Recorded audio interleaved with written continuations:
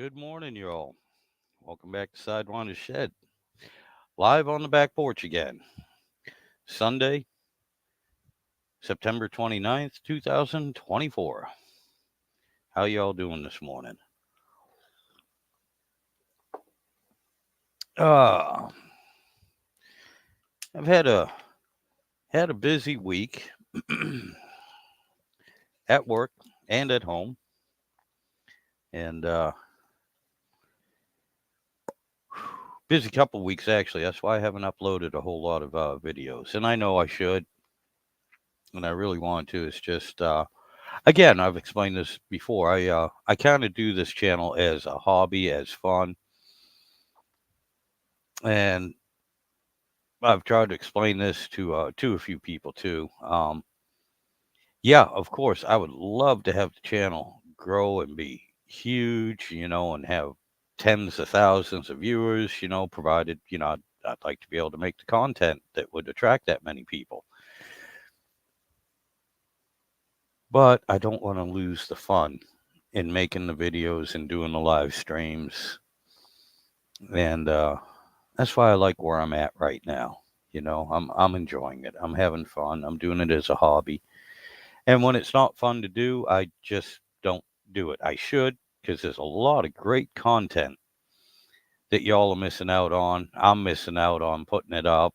A lot of good information, mostly on what I've learned, what I didn't know, and what I found out later. A lot of information there. But the way I look at this, again, um, and don't get me wrong, I appreciate all my subscribers, and I know I should be putting out some more, but again, I do this as a hobby, as fun. And when it becomes work, I tend to shy away from it. Anyway, with that being said, that's kind of an apology for not having too many videos up this month or the last couple of weeks. Anyway, we'll see if we can do a little bit better next time or in the future. Sometimes life gets in the way of things too. But anyway, I hope everyone's having a good weekend. I hope everyone had a good and safe Saturday.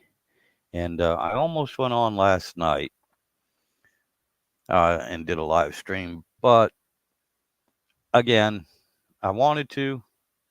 I really wanted to, but I didn't want to stay up. It was later in the evening, around 8:30 ish, and I just didn't feel like staying up till 11 o'clock because I knew that's what would happen.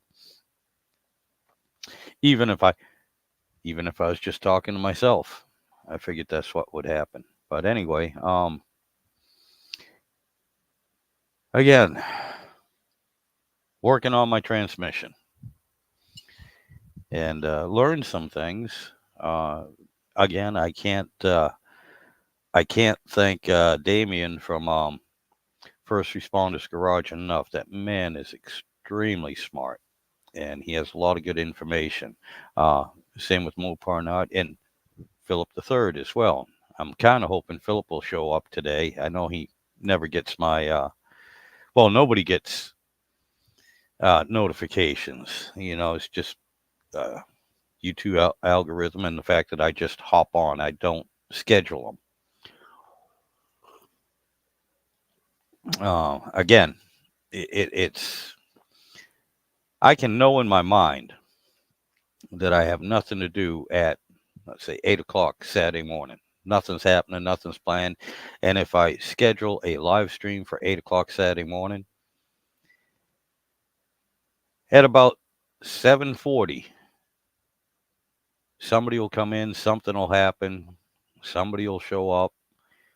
Just anything will go on where I can't do a live stream. Philip, good morning, sir. I was hoping you would see me. I just mentioned you, sir. I just said I hope Philip the Third gets a notification or finds out that I'm on. That would be awesome. That would be great. That's you popped in right in the spiel of explaining why I don't schedule my live streams and why a lot of you guys don't get a notification. And that all started because I was saying, geez, I hope Philip the Third is sees me on here. So this is great. This is awesome. I appreciate you showing up. Um, Again, I was getting into that transmission one more time, seeing as how. Oh, here we go, Philip. Let me add you on. Good morning, sir. Hey, how's it going? I'm hanging in there, my friend. Looks like you have a good morning. Nice and sunny. How's the temperature? It's actually pretty nice. Let me see what the temperature is here. Hold on. Just guessing, I'd say it's probably 80. Okay. So I got you on both devices here. Oh, well, look at there. According to this, well, at 8 o'clock it was 72 degrees. Let's see what it is now. It's 81. I gotcha. Good deal. Yeah, we've had rain here in Virginia all week. Not Yeah, I know. I steady. sent it to you. Yeah, yeah, appreciate it. Yeah, not I was right steady. there in it. I gotcha. Not overly steady, but we had a few days. Friday was nasty. I mean, we had a monsoon basically. I mean, that stuff Yeah, just poured right down. yeah, And yeah. That hurricane, I got lucky. I was just right on the edge of it. I Yeah. gotcha. Here's the funny thing: the warnings for the hurricane Yep. were such that they came all the way out to the edge of one particular county here in western Florida, northwest Florida, and right at the county line is where they, like, one county is in the warning and the other county next to it is not in the warning. I gotcha. So they show that dividing line between those two counties. Well, I'm a mile from that line, Oh my God. Yep. So I missed it by a mile. And Oh here's the well. funny thing: I really didn't get any residual rain out of that. But yeah, anybody to the east of me, the eye of the storm was actually 150 miles to my east. Okay. And that just takes you to the center of the storm. So that Yeah. tells you that Yep. storm was 300 miles wide. Oh yeah. Yeah. And it created more damage farther north up into Georgia and up into the Carolinas and up into Virginia and that Oh Tennessee yeah. and a lot worse than it did here, here in Florida. Yeah. Oh You yeah. know, Yeah. but It's they're never any fun. And the worst part about it is there's a prediction that another storm is going to form down there in the Caribbean Sea, come up into the Gulf of Mexico, and pretty much take the same path. oof. You know, Okay. so and we're expecting that to happen like Friday or Saturday. So yeah, we ain't out of this hurricane season yet. Oh I'm not. yeah. I'm not looking forward to it. Them hurricanes scare me every damn time. Oh, I hear you. I hear you. My next door neighbor, he's building a big old shed, and Uh-huh. he's putting a tin roof on it. Well, Yeah. he didn't have all the tin um, secured down. I mean, it was Mhm. laying down, and he had a few screws, nails, however he's putting it up Yeah. on there. And Thursday or Friday, we had some heavy winds and everything. You could see some of them, lifting up just a little bit as the Yeah. wind was getting under there. And so the next day, the wife was off. She was telling me, yeah, you could hear him out there securing it down, putting the Yeah. finishing touches on it. Yeah, before he So, lost it. Fortunately, he didn't lose anything. yeah. Yeah. That's good. Yep. Yeah. My tin roof. When I put this on, I was telling you before that I redid the whole roof and I put Oh down yeah. all new plywood and everything. And see, because of building codes, well, one, you'll want to follow your building codes because this is stuff that builders have learned over time. Right. And here's my point: that when I bought this tin, the company that I bought it from, they even give you instructions on how to install it in accordance with local code, Right. and it has to be hurricane rated. It has to withstand up to a category 3 hurricane. And of course, I did it exactly as they suggested. In fact, I kind of went a little bit overboard, Yeah. but a little overkill. And I'll tell you what, this roof is on good. Yeah. If this roof comes off, it It'll won't just lose one or two pieces. The it'll come whole off. roof will come off. It'll come Yeah, off in a whole because it's section. all Yep. tied together. The whole dang roof will come off. But Yep. here's the thing: I really think that if the wind gets strong enough to rip the whole roof off, the wind will be so strong that it'll be blowing big giant oak trees down on top of it, so the roof ain't going Yeah, anywhere anyway. yeah, yeah, yeah. It won't. Yeah, I got you. I got you. Yeah, it was funny. Like I said, my wife, I'm a truck driver, and I was out working in the stuff on Friday. That's when we got the heavy rain and everything. It was uh, miserable. yeah, yeah, And she just called up, to see how I was doing, where I was, and how I was dealing with the rain and everything. yeah. And I told her straight up. I said, "Sweetheart, I'm sorry, I forgot to bring my floaties with me, but that's okay.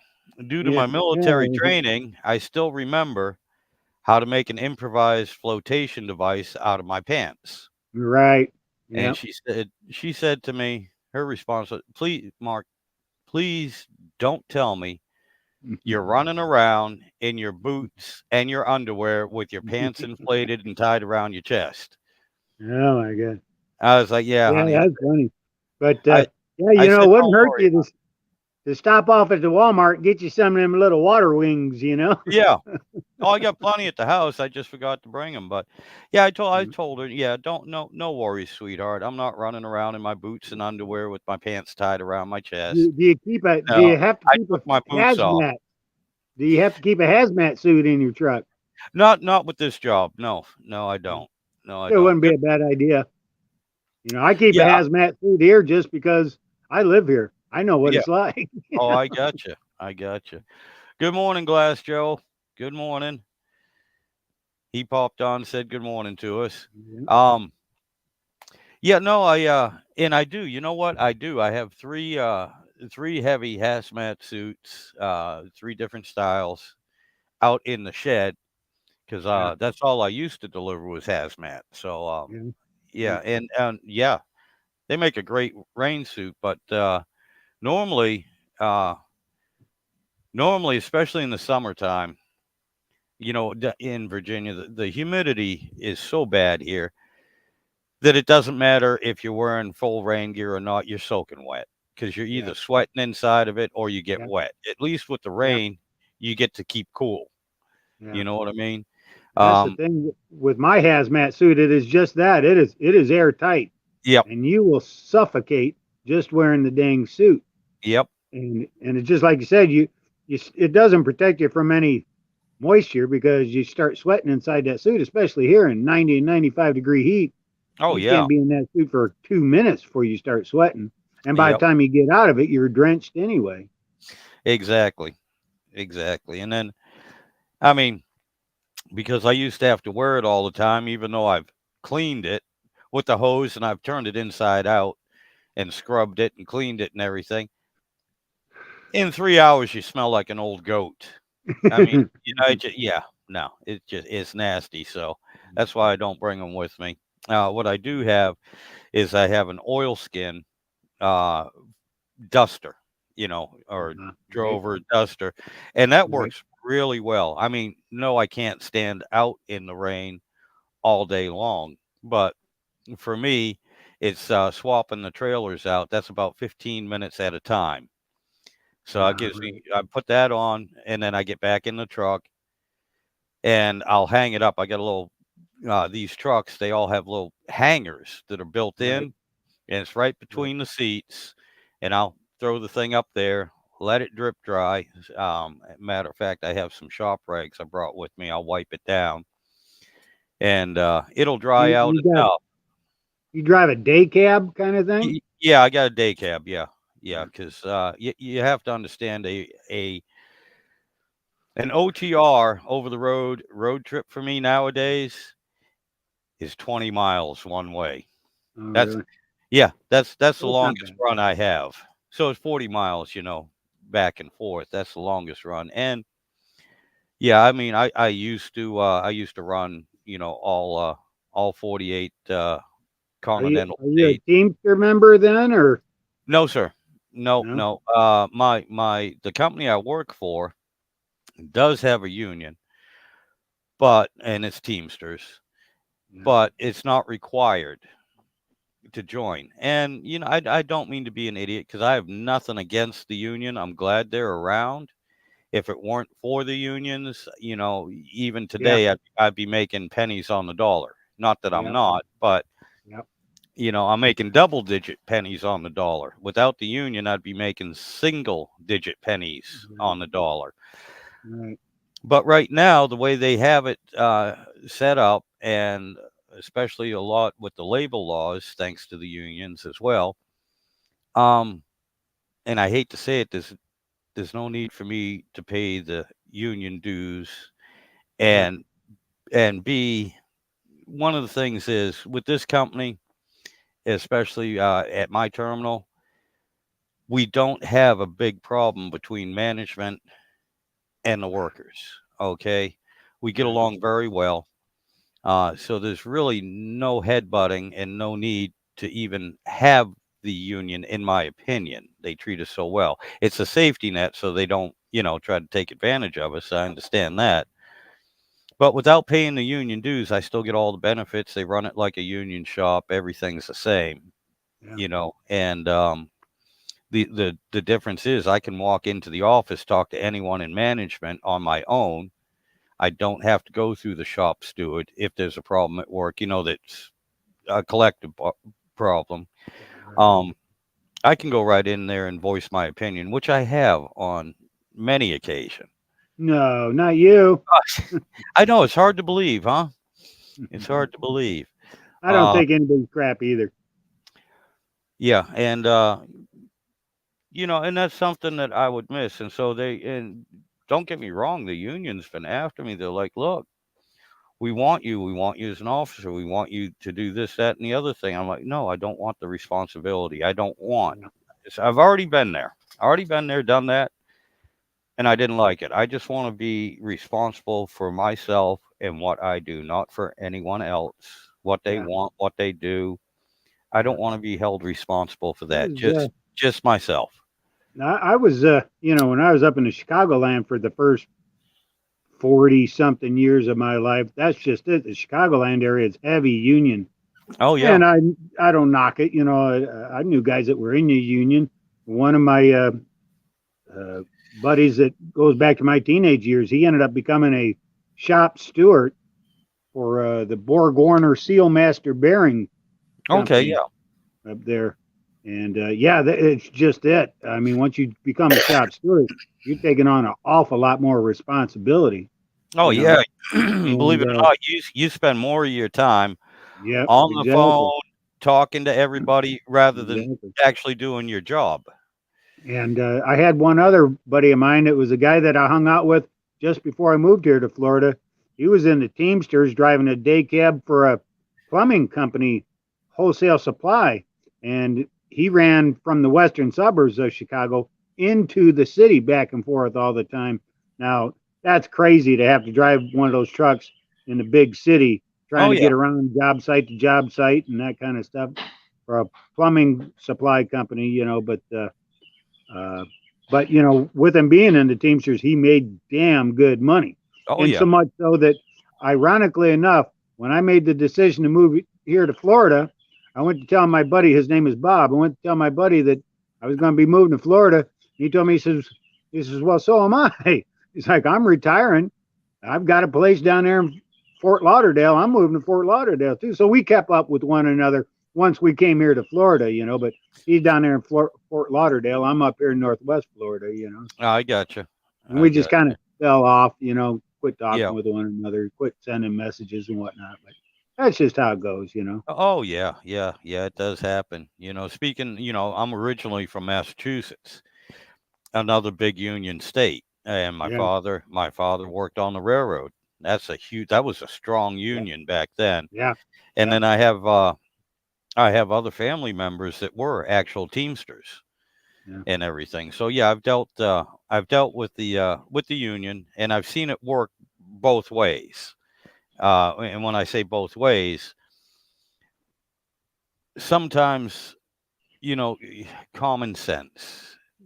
All right, I was at a union shop making a delivery and everything. Right, one of my regular stops there. 8, 10 times a day, and a couple times where we had to back in and everything. a pile of crap in the way. And so I started moving it. I was told I couldn't because that was a union member's job. And I'm Yeah. like, okay, well, it's been here for 3 days. When are you going to get to it? Well, when he has time, he will get to it. In the meantime, you can't do anything. And I'm like, well, hold on a second. I'm running over this crap with the tires on the truck. It's a safety hazard for me. I said, well, that's your problem. You have to talk to your union. I don't have a union. It's kind of like, well, sorry, can't help you. I mean, stupid little things like that I've seen. Two, on the opposite end as well, I've seen the union come to bat for a lot of guys that management didn't particularly care for, and they were looking for any reason to get rid of them. It Right. was more of a personality, not job related, more of a personality conflict. And some of these guys, they were on the job 20, 25 years. All of a sudden, they get a new manager straight out of college, and there's a personality conflict. And so they try everything in the world to get rid of this older employee. And the union, made sure Yeah. that he kept his job, kept all his benefits and everything. Yeah. I've seen it both ways. So there is good and bad.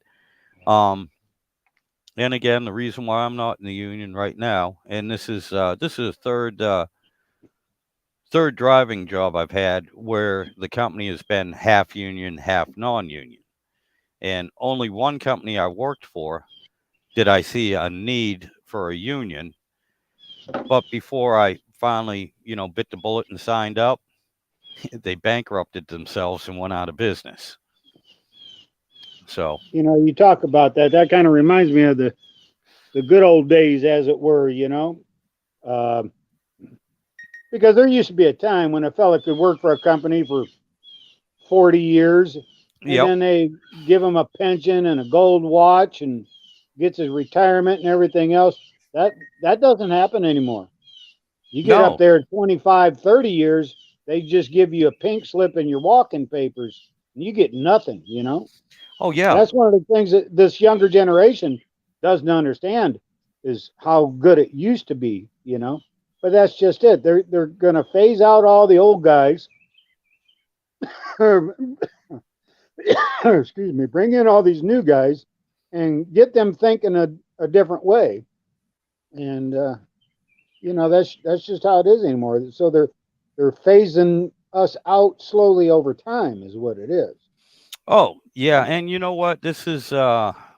I've worked for companies before where they were privately owned companies. One guy started it or a partnership started it, and they were in their 40s. By the time I got on there, they were in their 60s, Hmm.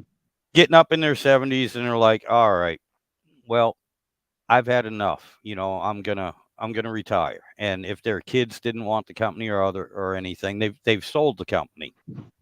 Okay, and they've gotten out. And what I have noticed, or another company, they just, you know, got out of their contracts, fulfilled the contracts, and closed the company down, Hmm. and everything. And oh, my sister Carol's on. Hi, Carol. Chris says hi, Carol. You're on. You're on live stream. Can you hear me? Yep, we can hear you. Oh, good, because I was looking for where to type in my message. Oh, okay. Well, no, you're on. You're on with the voice. Philip the third is here. If you want to say hi to Philip. Hi, Philip. Hi. I just thought I'd listen in. I probably don't have much to contribute. Having my coffee, but I did put together that railroad lantern. I noticed you have one too, the brakeman's lantern in your Oh, shed. yeah. Yep. I just put together that. It was all rusty. I cleaned it all up, put a wick in it, filled it with some oil. I filled it this time with citronella because I'm going to burn it outside. Yep. But I'm putting it where the hummingbird feeder was now that they're gone. So I thought it would be nice. And I was thinking of your dad all the time I was doing it. Oh my God. Yeah. Do you remember all those old oil railroad lanterns he used to have down in the basement at Mount White? I don't remember them. I only have this red one, but I wish I had a clear globe for this. Oh, hang on to that red globe, Carol. whatever you Yeah. can Yeah. hang on to that. Oh, yeah, I will. But I'd like a clear globe. I don't know if I could get one anymore. I have no idea because I remember Dad. All those. He had different styles too. He had the little short, round ones. He had the tall hurricane ones like you got. Yeah, Where'd and they go? Where I did they go? I don't know. Once we moved off of Mount Wait, I don't know what happened to a lot of his railroad stuff that he had. Oh, that's And just that's yeah, sad. it's a shame because I remember if you remember, well, I remember as a kid, he had all different colored globes for him. He had the red, he had the clear, he had an amber one, he had green, and he had blue. Oh, okay. All different colored globes that were in there. Evidently, I was too young to be interested in it. I was a teenager and had other things on my mind. Well, I was younger than you, and the problem is I remember breaking a few of them. Oh, Yeah. that's okay. God forgives you. Yeah, well, I don't know about God. God may, but Dad didn't. Yeah. Listen, Mark, I did something worse than that when I was about 7 years old. My father had a full album of those 33 and a third records, Yep. and it was in an album. Each one had its own sleeve. Oh, yeah. And my neighbor across the street was listening to music and wanted to know if we had any records. And I said, yeah. And my dad wasn't home. Nobody was around. So I went and I got the full album, and I was bringing it over, and I tripped over a tree stump. Oh, A, God. a tree root. A tree root. I can remember the root. Oh, my God. If anything, I can remember it's this. And I fell on them. Oh. Yeah. And I don't know how many I broke. Oh my God, I was so scared. I never told him. And you know what? He never found out. He, I would have been a dead child. Oh, you know what's But worse than that, Carol? If what? you remember, Ma used to have the same thing, all those old albums, Yeah. uh, and it was in the dining room of Mount Wait, underneath the old china cabinet that was built Yeah. into the wall. Well, Yeah. those were the old 78s. That's how old those were. They weren't the 33 and the third. They weren't the 45s. They were the mid ones, and they're about that friggin' thick. Yeah. And I don't Wait a know how. minute. Yeah, I don't Do you know think?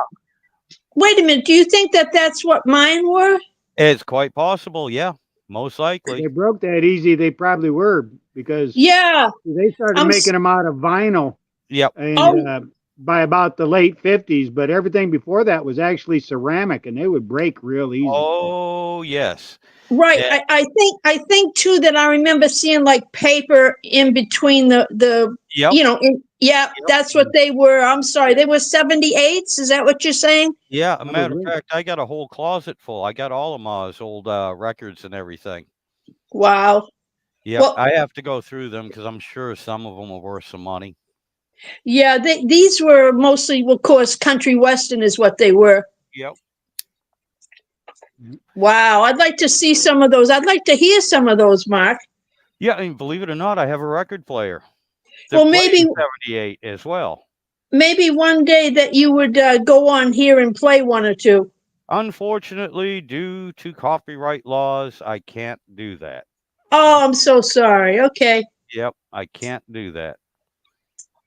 that's too Yeah, bad. they'll kick you off for Yep, doing that. in a heartbeat. In There's a a heart. fella that there's a fella that I follow every now and then, and he'll go live like at a car show or something.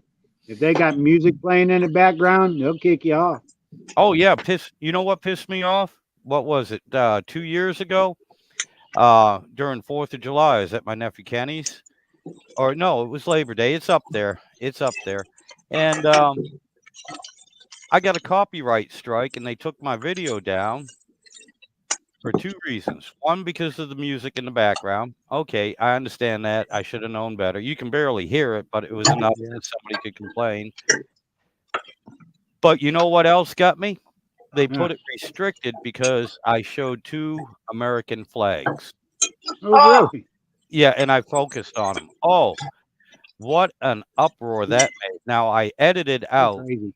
I edited out, excuse me, the music. Basically, I dubbed over it. I did not edit out the flag, and so they still restricted it, but they took the copyright strike off, because I did what they told me to do, and they let the video go back up. But they did restrict it. It's one of those, almost like Facebook, when you go up and it says these images may be disturbing, and they have it restricted, and certain people can't see it. Yada yada yada, and all because I focused on two American flags, one that was handmade and a gift to Nina, my nephew's girlfriend, and everything. And she'd had that thing for years. Okay, Yeah. she made it. Okay, she made it. She made it. I'm sorry, but anyway, yeah, that just I could sit there. I could show the Soviet flag. I could Yeah. show Go figure. just about any other country's flag and not be restricted or not get a strike. I can't show my own country's flag. Yeah, that's crazy, huh? Be offended. Well, what if you got one with 13 stars on it? No, I don't know. I don't know. Let's find out. Yeah. I don't have one. The only ones that I have got 50 stars on it. Yep. Wow. But yeah, the video is up. I mean, it's still there if you look in my playlist and everything. It's Labor Day, and it says, oh, I forgot what I have on for the title. Wow. Yeah. Getting back to you talking about breaking those records, here was the thought that popped into my head when I was a kid and even a teenager. I never broke anything that belonged to my dad. I broke things that belonged to my mom, Yep. and I'd get in trouble for it. But I knew better than to break anything that belonged to my dad because he would kill you. He would just kill you. The closest thing I ever came to breaking of his was I was already a teenager. I already had this car. It was a car my brother gave me, my older brother, and it was a piece of crap. But it had a dead battery in it, and I went to take my dad's battery charger and I hooked it up to the battery. And now I know better than to put the terminals on the wrong way. Right. But it was just an accident. I accidentally stuck it on there the wrong way. But I had enough sense to know that you put the clamps on the battery first, then you plug in the charger. Yep. So that you don't run a risk of electrocuting yourself. And when I went to plug, I put the terminals on and I plugged it in, and that battery charger just blew up. Oh, yeah. Just exploded. Yep. And I'm like, oh, man, my dad is going to kill me. So, and I did have a job at the time. I had a part-time job, and I went to the guy that I worked for. I asked him if he would advance me some money so that I could go buy a new battery charger, and he did. And I think that battery charger cost me $35. I went to the Sears store and got the same exact battery charger that the old man had and put it in his garage and thinking that he'll never know. He'll never know. It looks exactly like his old one. Yep. Well, sure enough, I'm hanging out in the garage with him one day, and my dad pulls down the battery charger because he's going to test a light bulb. He thought he had a bad bulb in a taillight, And he pulls out that battery charger, and he notices it right away. Oh, yeah. He's like, this is a brand new charger. Where did this come from? Yep. So I had to fess up to him. I told him, I says, I bought it for you. And he's like, why'd you buy me a battery charger? And I told him, because I blew up your old one. And he was being pretty cool about it. He's like, what do you mean you blew it up? I told him, I said, well, I put the terminals on the wrong side and plugged it in and it blew up. And my dad just goes, that thing was already blown up. Let me pay you for it, And he wrote me a check for the $35. Yeah. He was covering for me. He knew damn well that battery charger was good. Yeah. But he was covering for me, He's like, that thing was already blown up.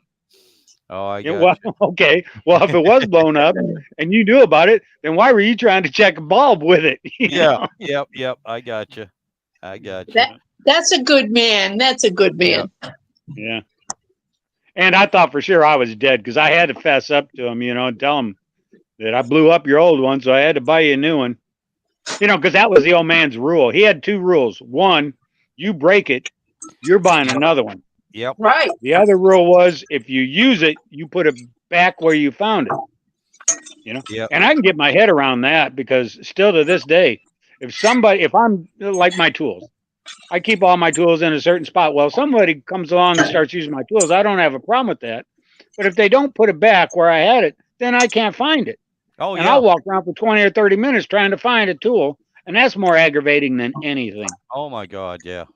And I'm a bit of an obsessive compulsive in that regard, that everything has to have its own special place. Mm-hmm. And if someone goes moving it, you know, that was one of the issues that I had with my wife because I'm such an obsessive compulsive that if she's doing cleaning and moves stuff, then I can't find it and I'm just losing my mind, you know.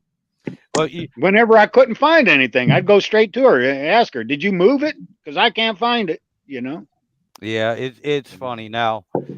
I'll put it to you this way: when I borrow something from somebody, I give it back to them in the exact same condition that I got it from them, or in better condition, depending on the circumstances. Yeah. And again, if I break something, I will replace it. That's why I don't like to borrow a lot of Yeah. stuff, because Yeah. if I can't afford to buy a new one or replace it, I don't like to borrow it just in case. Well, that's Some, just that's the man code, you know. yes, That's like man code number 6. yeah, Man code number 6 specifically states that if you borrow something and you break it, now you're buying two. You got to buy one for the one that you just broke to replace hmm it, and you have to buy a second one for you to use. yeah. So You you know don't have to borrow it again. Yep. exactly. But Uh, I with had that, a conversation with a former boss of mine once upon a time. I kind of gave him the lecture right in the damn truck because he was getting on me about professionalism, you know. And here was his issue. He was a bit of an obsessive compulsive too, and that he didn't like you using your own tools. He wanted you to use his designated tools. Each tool has a specific purpose. You use this tool for that, and all yeah, this other stuff. You know, he'd stand there and tell you how he's got the torque settings on these drills set exactly right for the type of screw you're going to drive, and all this other stuff. He didn't want you to be using your own tools. You know. right, So I gave him that old man code lecture, you know, yeah. and why you don't borrow people's tools, you know. Oh, I And and when I got done with him, uh, he finally said, "Okay, from now on in, you can just use your own tools." You know. I got you. Besides, I'm more comfortable using my tools than somebody else's, you know. Oh yeah, yeah. Well, I mean, So that's like your dad. That's how yeah, he could tell right off the bat that that was a different charger. I mean, my tools, even my wrenches and stuff, I can tell. All yeah, right, yeah. yeah, This was why I actually had to go through that and do that with my brother-in-law Joe when he was living down here, because he's a mechanic. All right, he had all his tools. A lot of our tools were the exact same. A yeah, lot of them were exactly the same. And when he finally moved, we went through. We tried to keep everything separate, but a few things, you can't fit in a box, so they get put on the bench and everything. And there's quite a few that are exactly the same. And so we went in and we looked at them and go, "Yep, this one's mine. yeah. Like that one's mine." A lot of times we actually had to pick them up and feel them. But that's what I'm saying. You can tell your own Oh, stuff. that's like when I was doing the heating and air conditioning work, I worked with this fellow by the name of Jerry. And when it comes to a lot of your sheet metal hand tools, Hmm. everybody knows you just buy Melco. Melco is the best tool. If you're using Melco tools, you, you'll finish the job. You won't get halfway through and have to go buy another tool. Right. You know, the problem with that is that every pair of Melco snips looks exactly alike. You know, but once you've started using them, each guy uses his own tools differently. He handles Right. them differently. It doesn't take long for each individual tool, even though they might look the same as the next guy's.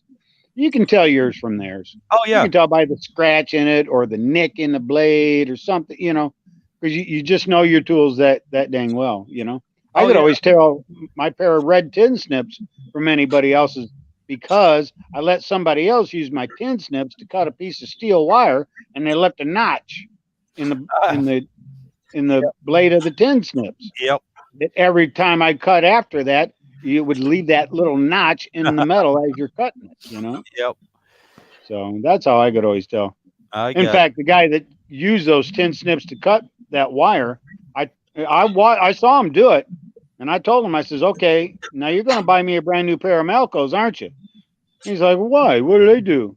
Oh, I'm like, jeez. you just ruined my snips by cutting that wire, But I never did get a new pair of snips out of it. Oh God. Yeah.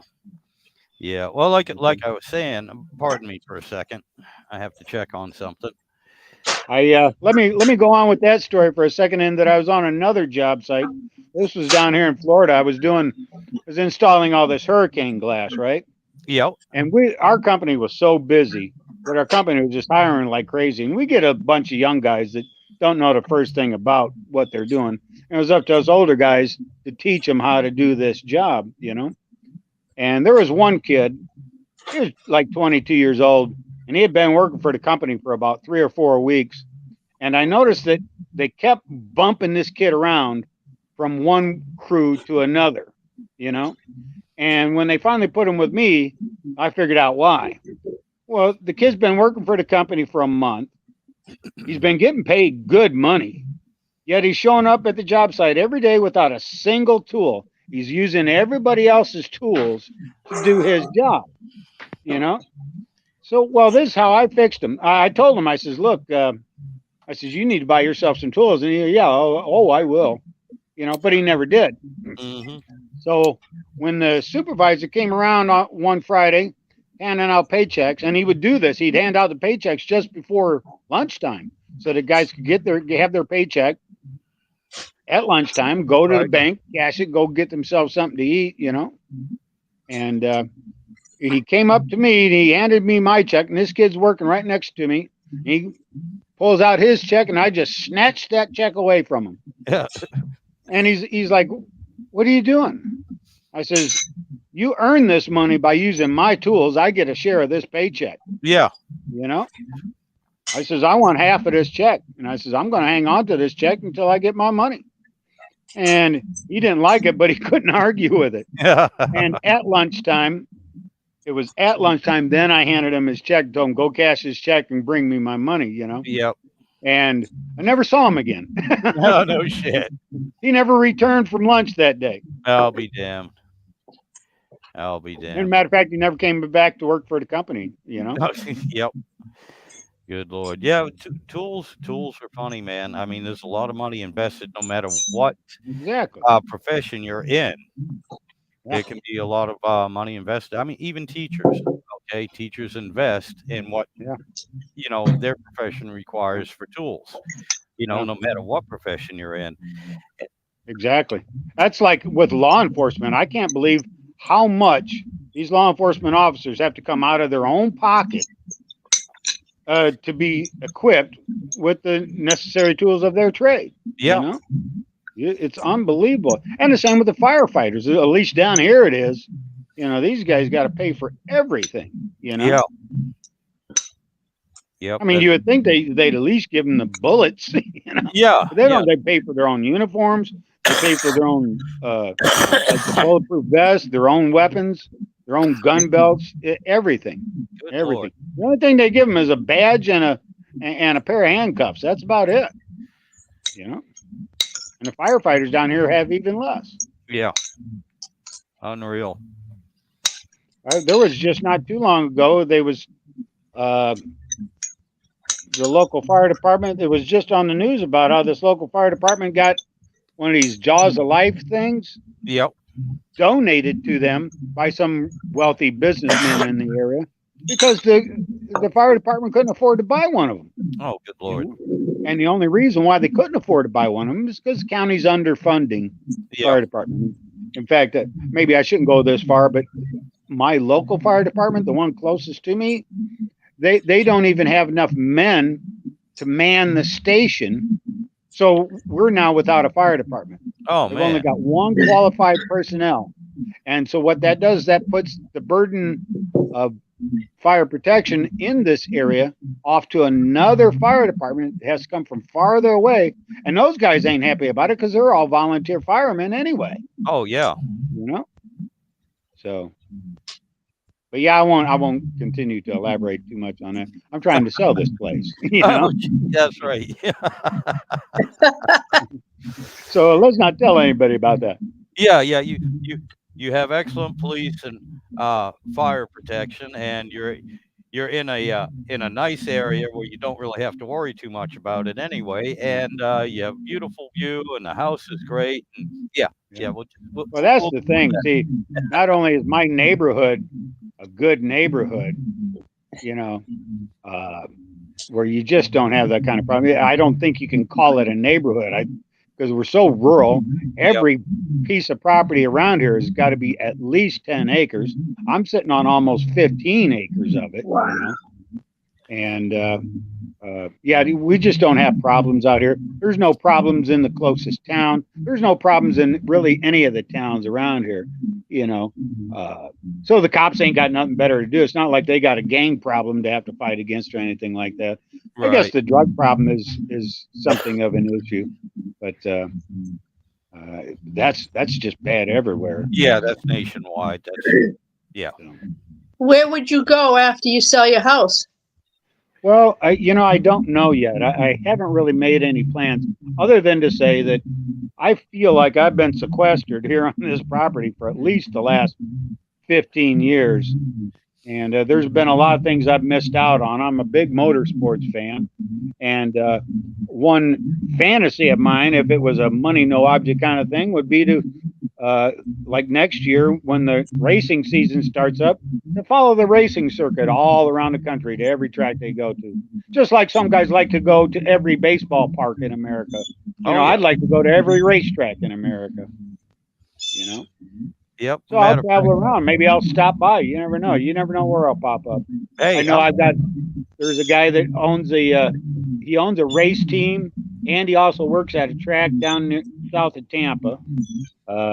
There's a lady that I know of up in North Carolina that would like to see me. There's a guy that is an engine builder in Ohio that I'm sure he'd put me to work if I wanted to work. There's some guys up in North Alabama that run an auto body shop, collision repair service that I wouldn't mind working at. I'll tell you, right? Not to mention, I got family everywhere. I got distant family in Chattanooga, as well as family up in Chicago. But I've got no desire to go back to Chicago. I got you. Well, in your travels, if you do get to travel, I'm an easy place to get to. I live right where three major highways pretty much converge: 95, 64, and the 95 bypass, 495. Yeah, 95, yeah. 95? Everybody knows 95. Yeah, 295. Right where 295 and 64 meet, I'm right there. And that's only about 4 miles away from 95 itself. So yeah. I'm real easy to get to. I'm right by the 64 is an east-west route, correct? Yep. Yeah. Yep. Because I think 64 it was a national highway. It is. I mean, I know it is where you're at, but even you get into the Chicagoland area and you got Route 64, and that was always a major route. Yeah, it's the same thing. It runs from Virginia Beach all the way through West Virginia. Now it merges with 95 for a little while, and then it merges with what is that? 80, 85, 81. God, it's terrible. But and it runs through West Virginia and everything, and it runs east-west.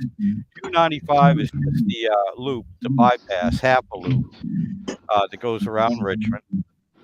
And of course, 95 that runs from Florida to Maine, all up the East Coast.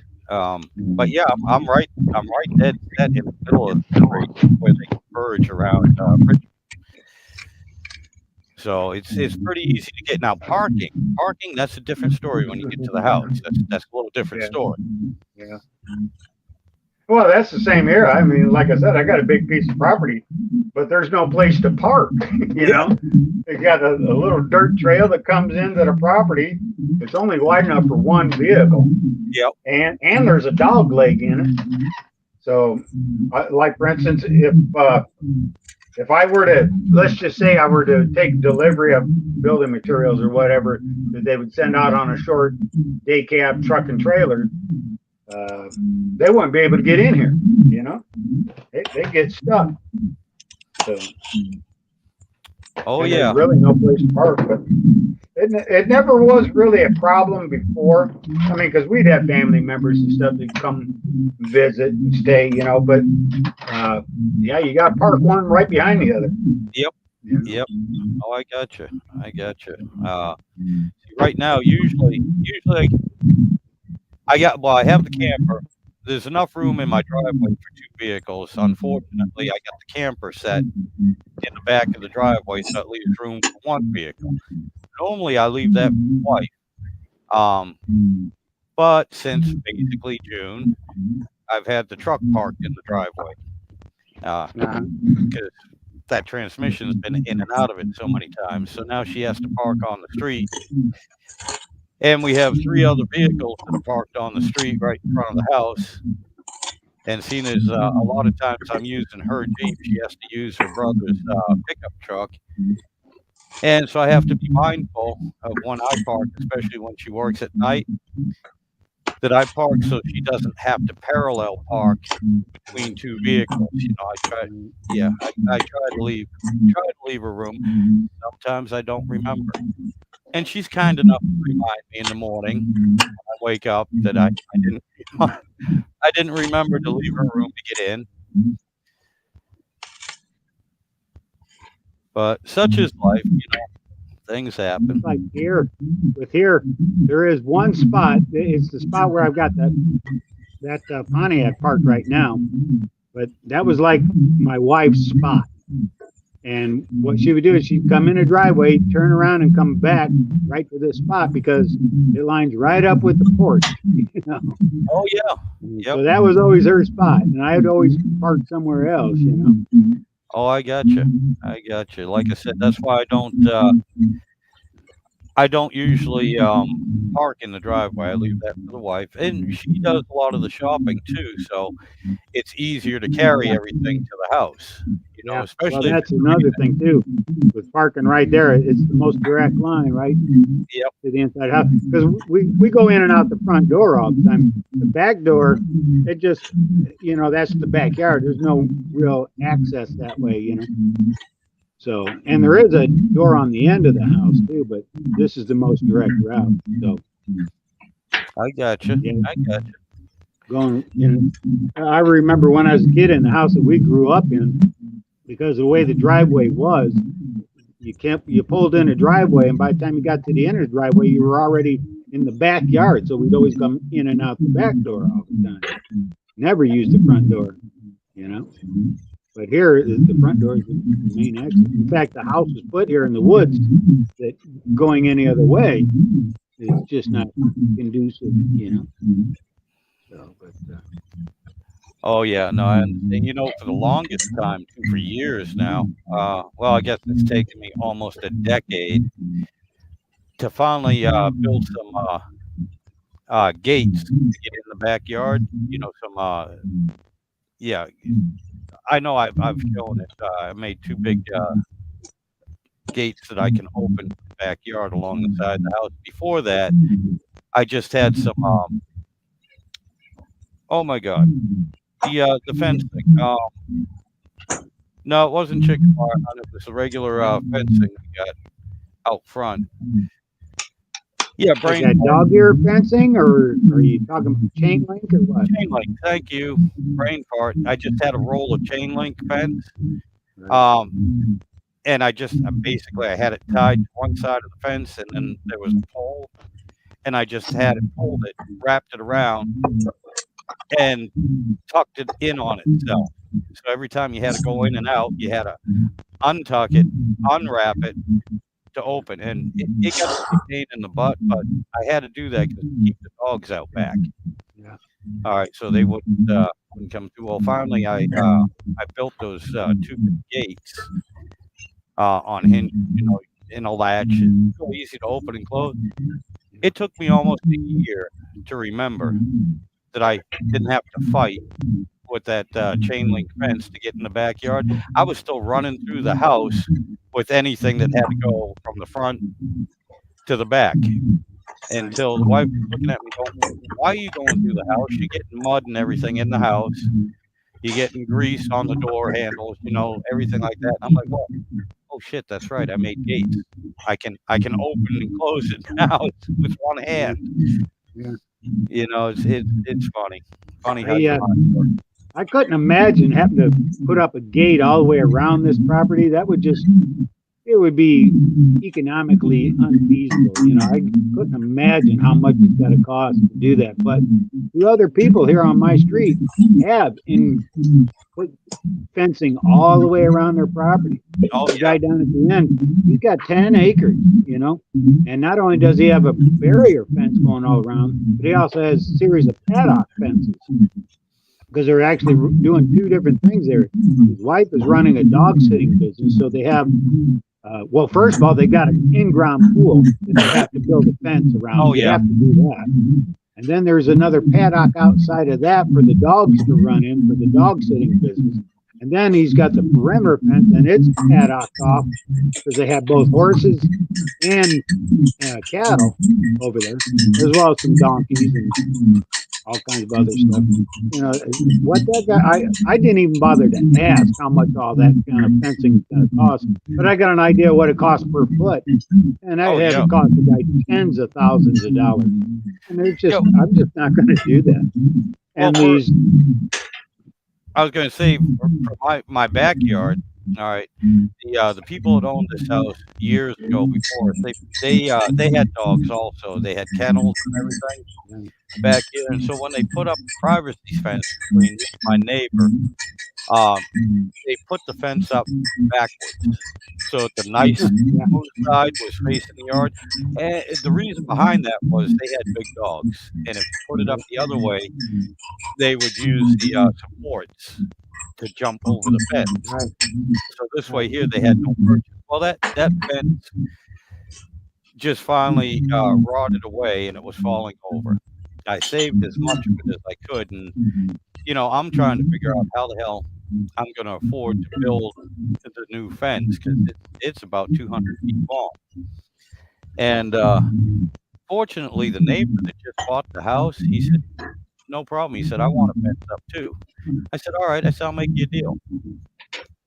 Well, actually, he asked me, he said, "Would you mind if I put a fence up?" I said, "That's no problem." He said, "And, I'll put the good side facing you." I said, "No, no, have the good side, the nice smooth side facing your house." And I said, "And I will add my own slats on my side. So we have a yeah, double I fence." noticed that. I Yeah. noticed that from some of the videos that you did of it. Yep. Yep. And I had to buy because we did extend the fence a little bit up, about another 20 feet. So I had to buy some new 8-foot sections of fence, and I got them on sale for $50 a section. And I bought what 4 sections. I need to buy another 2. But yeah, to some people it might not sound like a whole lot of money, but to me Yeah, that but if you're on a budget, you got to watch it every adds up. penny. You got to be looking for those Yep. deals. I know that. I know that. But hey, listen, did you ever finish that game up? No, I haven't had a chance to yet. And my grandson, my oldest grandson, keeps bugging me. I showed him your video on how to play it yesterday, as a matter of fact. And yeah, he keeps bugging me to get it done. But like I said, right now I got the transmission apart again. Yeah, I've got I saw that video. grease Back and into that. everything. I'll tell you what, I was going back into some of your older videos as to how long you've been working on that thing. It's been like 3 or 4 months now, right? June 13th is when that thing went out on me. Okay. 2 more And weeks, and it will be 4 months, right? Yep. Yeah, easily. Yeah. And unfortunately, this last time, what happened was, I call it a wedge, but they just like a lifter. Some people call it a tappet, some people call it a lifter. There's a little wedge, some people call it a strut for the reverse end. for whatever reason, I still haven't figured out why, but that fell out, and the reverse fan got jammed up on the reverse drum. Yeah, yeah, I remember you talking about that. It ate everything down to the metal, scored the reverse drum real bad. Now, that's obvious. I got both of those pieces replaced. I have two brand new ones. But because of all that material circulating through the transmission, Yeah, I had to got clean out. everything all trapped Yeah, up. I had to clean everything out. I had to clean out the valve body, and what I found out too was that on the output shaft, it had plugged coiling holes. So the output shaft had wore itself, and forgive me, I can't think of the piece, but on the back of the transmission, especially the overdrive transmission, there's an aluminum housing that shaft goes through, and that's where your overdrive piston sits. All right, and there's no bushing in there. It's just hardened steel from the shaft sitting in an aluminum housing, so you don't Yeah. need a bushing. And there's Yeah. oiling holes all through that, just like a crankshaft. But that hole got plugged, so there was no oil going in there, and it ate the crap out of that piece. Now, fortunately, it's a common problem, so you can buy them. $24. That's what I'm waiting That's on. like That. them the 4L60 transmission that I told you I had a problem with in that GMC truck. They do the complete opposite. They in the valve body, they have a bore because the valve body is casted aluminum, and what's inside one of the bores is a plastic piston that goes in and out. Okay. And what that particular circuit does, it regulates the hydraulic pressure in the transmission. Well, that piston being made of plastic, it wears out. Now the hydraulic pressure is able to leak around that piston. And what you end up with is way too much hydraulic pressure. And your first signs that those transmissions are going bad, that piston's going bad, is you get these hard shifts, your hard 1-2 shift. You know, it just bangs the gears. And it'll hit it so hard that it'll break a U-joint if you're not careful, if you're really leaning on it. You know, and that's just one of these problems that is inherent with that 4L60E transmission. And I knew it, but I'm like, I'm not going to tear into that thing. I'm just going to drive it until I bust it, you know. And I did just that. I drove until I busted it. And then, like I said, that company, Powertrain Products, they'll send you out a new one. You just send them your core and you get a remanufactured transmission. It's good. That way I don't mess with that. I mean, I'm in the gearhead world, you got engine guys and transmission guys and rear differential guys, you know. I'm an engine guy. I'm not a transmission guy. Well, So, neither am I, but I guess I'm figuring it out though, because I have no choice. yeah, well, I guess you got to start somewhere. Yeah. You know? Yeah. Oh my God, I've learned so much too. And the other thing is, I've got another rebuilt. Excuse me. Rebuilt valve body, but it's for a lockup torque converter. I don't have a lockup torque converter on my setup. And and basically talking to Damien from First Responders Garage, we went through and he was telling me, I know, I believe you commented on that video I put up yesterday, and like I said, he was telling me the difference between the two, and I'm not exactly sure if I could just straight up swap them. But I know I can. I want to go through this new one because it's supposed to have upgraded pieces and parts in it. Right. Okay, I want to go through and see what the differences are for myself. See what it looks like. You know, try and figure it out while everything's apart. And because this happened to me last night. I'm basically putting my valve body back together. Everything was cleaned out. Everything looks good in it now. And all the valves and everything seem to be moving properly. Nothing sticking. I did have one that was a little hard to move. But we got where that. are you? Where are you at now? Is you got the parts and you can put it back together, or are you still waiting on parts, or what? Yeah. No, now I'm still waiting on two parts. I'm still waiting on, believe it or not, another torque converter because the one that I had is just so full of crap. I don't know if I can ever clean it out. Yeah. So I got another torque converter coming.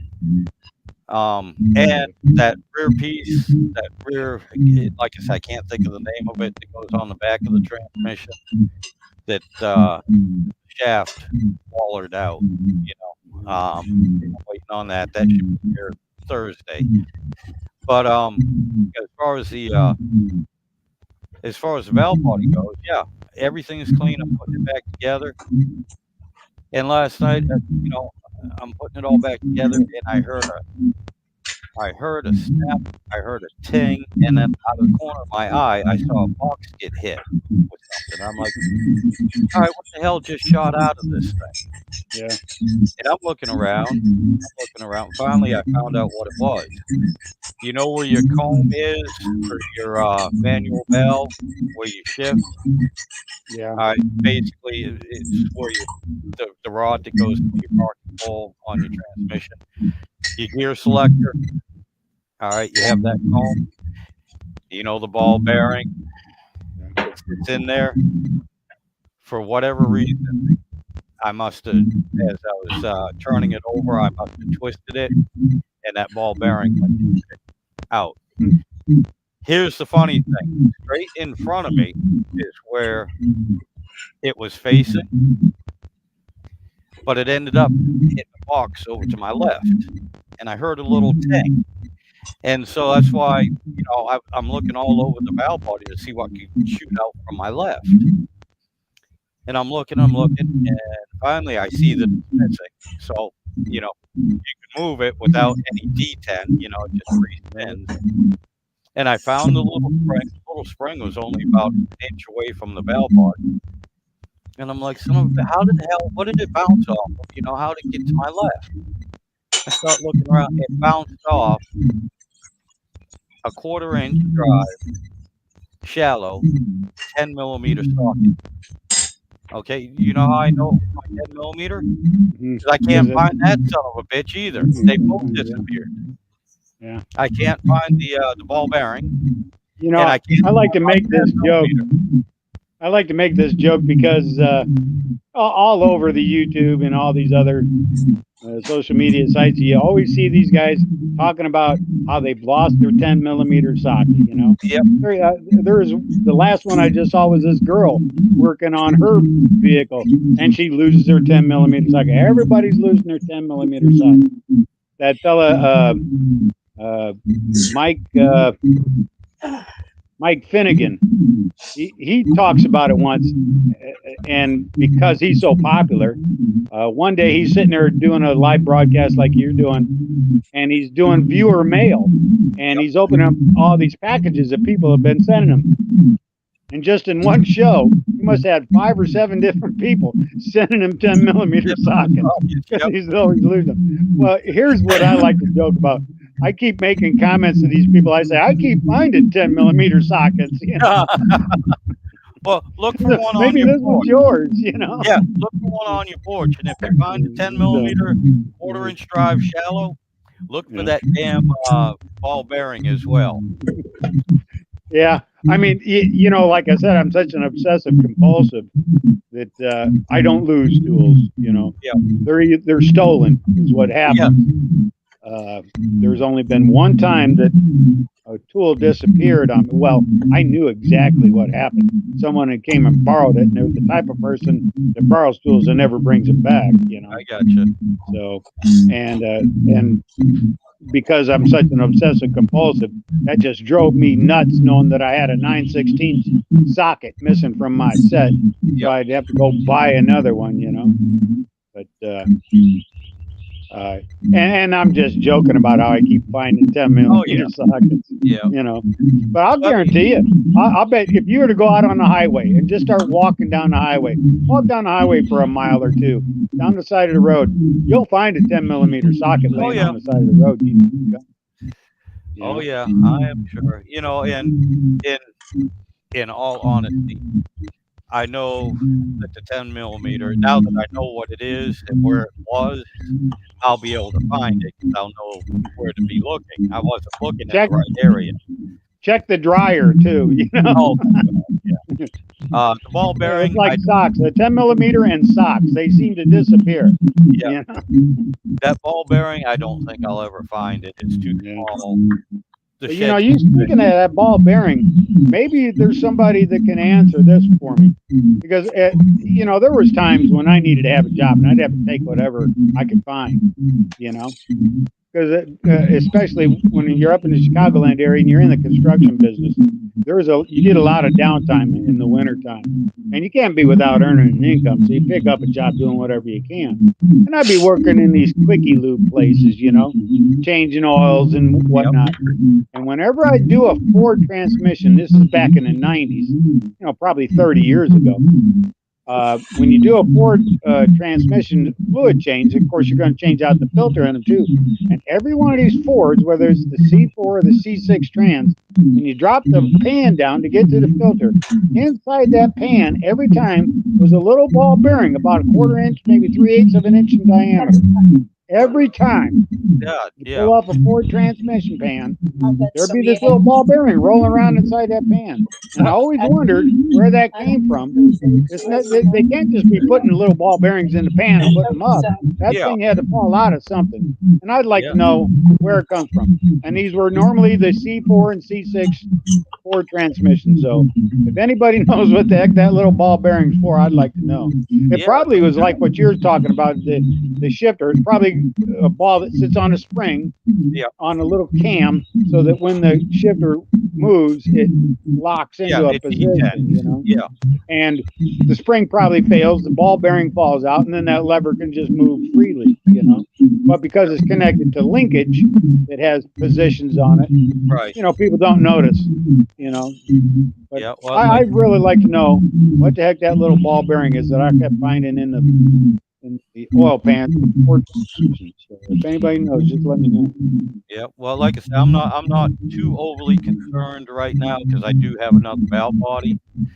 And so I know worst case scenario, I can try and put another ball bearing in. Most likely, what I'll do is, and I believe it's lower valve body, I might just swap out the lower valve body, and that way I ain't gonna worry Yeah, about staking because I believe that ball bearing is supposed to be staked. You know, the housing that it sits in, yeah. I believe it's supposed to be staked so that it doesn't just fly out. Yeah, Who they're knows? probably using a roll pin or something to hold it in place. Yeah, I've seen a lot of that, little roll pins. You've seen them little roll pins Yeah, that they put in, keep to retain something. And there's the thing: if your roll pin works out some way, or gets worn out or breaks, you're going to have that piece of metal rattling around in there. That's none of that's yep. good, you know. Well, I know the way this is set up. You know, it's a little tube that's cast Or clip. into it, and halfway through that tube, you can see where it's staked. It has the roll pin in that. So that the back of it, you know, Yeah, it's a little tube and there's it's that. staked. Right. The spring goes in, and then the ball bearing goes in. And I would think that the front, where the ball bearing, you know, sticks Yeah. out, they have it. I would imagine they have it staked so that if you have to take that cone off, the ball bearing doesn't go out. But Right. this But is it an old did. yeah, it's an old transmission, and it did. Right. And like I said, you know, I saw it go to my left. It should have gone straight in front of me, which obviously it did because now I figured out it hit my 10 millimeter socket, knocked Yeah. that off somewhere, and so there's two theories I have. Okay, and if I can't find my 10 millimeter because I was looking in the wrong spot, if I can't find my 10 millimeter, it will prove my second theory. And there's a lot of math to it, and I don't have a whiteboard or a blackboard to show you the math, but the way I figured it actually involves quantum theory, black holes, Yeah. and Doctor Yeah. Who. Yeah, the black hole theory. I know that one. Yeah, and Doctor Who. The TARDIS, as well as Hawking's radiation and some of his theories. Very complicated, but basically, I think that Doctor Who came in with the TARDIS, okay, because the ball bearing and my 10 millimeter socket wanted to elope and get out of here by themselves. Okay. Right. But anyway, that's something I'm working on, and I'll be able to prove that if I can't find my 10 millimeter. Got these dang squirrels here. I'm out here on the front porch, and these squirrels do this. They at this time of year, see, we got the acorns blooming on the trees. And these squirrels will get up there and they'll pick them acorns and they'll carry it over to right above your head and drop them. They're trying to bomb you with their acorns. And right now they're getting closer and closer because I can hear it bouncing off the metal roof right close to me. Oh, I Pretty got soon you. they're gonna get- My sister Carol here. She absolutely loves squirrels. She adores them. She's even got an observation window set up in her kitchen dining room area. Yeah. Don't you, Carol? Yes. Yeah, and she just loves sitting there watching the squirrels, don't you? Yeah, with my BB gun. We got She so has- many she squirrels around here. We got so many squirrels around here that I actually, when I sit out on the porch, I actually watch them having turf wars, territorial wars. You'll Oh, I see them start fighting and chasing one another from one tree to the next, I was going to say, I got so many of them. my sister Carol, like I said, she doesn't really. I'll put it to you this way: she has a sniper nest We at got a home sniper nest for the Yeah. squirrels. for the squirrels right in her dining room. She got BB gun and everything sitting right there. Take care of the squirrel. Yeah, because they get on my bird feeder. Yeah. So I've tried to figure them out, but you know what? They're smarter than me. They're clever. They're clever. We got raccoons down here that are real super clever too. I Oh, joke with people telling them that the raccoons are so crafty around here. I even saw one carrying a tool belt. Yeah. Yeah, we had one raccoon. Matt was sitting out on the deck at night. He's out there a lot at nighttime. And he said, I saw something big over there behind the trash can. I don't know what it was. And I go over there. That's where I keep my bird seed in a galvanized can with a cover. Uh-huh. It had taken off the cover and had helped himself to the bird seed. Oh yeah, we've seen. It was We've got these trash cans that's got locking handles on them. Yeah. So you flip up the handle and it'll lock onto the can. And they got that figured out. They know to get up on the can and pry on that handle, and then they can get the lid off, get in there. There's so one smart. little. I've managed to run off all the raccoons. The raccoons have learned to be afraid of me. They don't come around. But there's one little raccoon. I think he's been orphaned because he's the only one that shows up. He's still real young yet. Only one that shows up. I've got him where he knows to run away if he sees me. But there was one evening, I just decided to sit out here on the porch and have a few beers one night. And I could see him out of the corner of my eye. He kept sneaking up. He's trying to get to this cat food that I left out on the porch. I normally bring it in every night. But since he's been trying to, he actually takes a chance of getting caught by me, getting busted. But he's so damn hungry that he's willing to take that chance. He's trying to steal that food. So I just let him do it. I actually leave it out for him anymore. Just a little bit of cat food. I let him have it. And but he still learns that he's not supposed to be doing that. Every time he sees me look out the window or something, he takes off running. Which is what they're supposed to do. I want these animals to be afraid of humans. Because that's key to their survival. Yeah. Yeah. If you learn to trust people, they're going to get killed. Yep. Exactly. But listen, I'm going to have to get off of here now. I've been on here for over an hour now, and I got things I got to get done. So, with that being said, I'm going to go and I'll talk to you guys some other time. Okay? All right, Philip. Hey, it was great talking to you. I appreciate it, man. I'm glad you showed up and we got to talk this time. And by the way, yeah, I went into my settings and checked to make sure everything was on, and everything was on. I don't know why I wasn't getting the notifications before.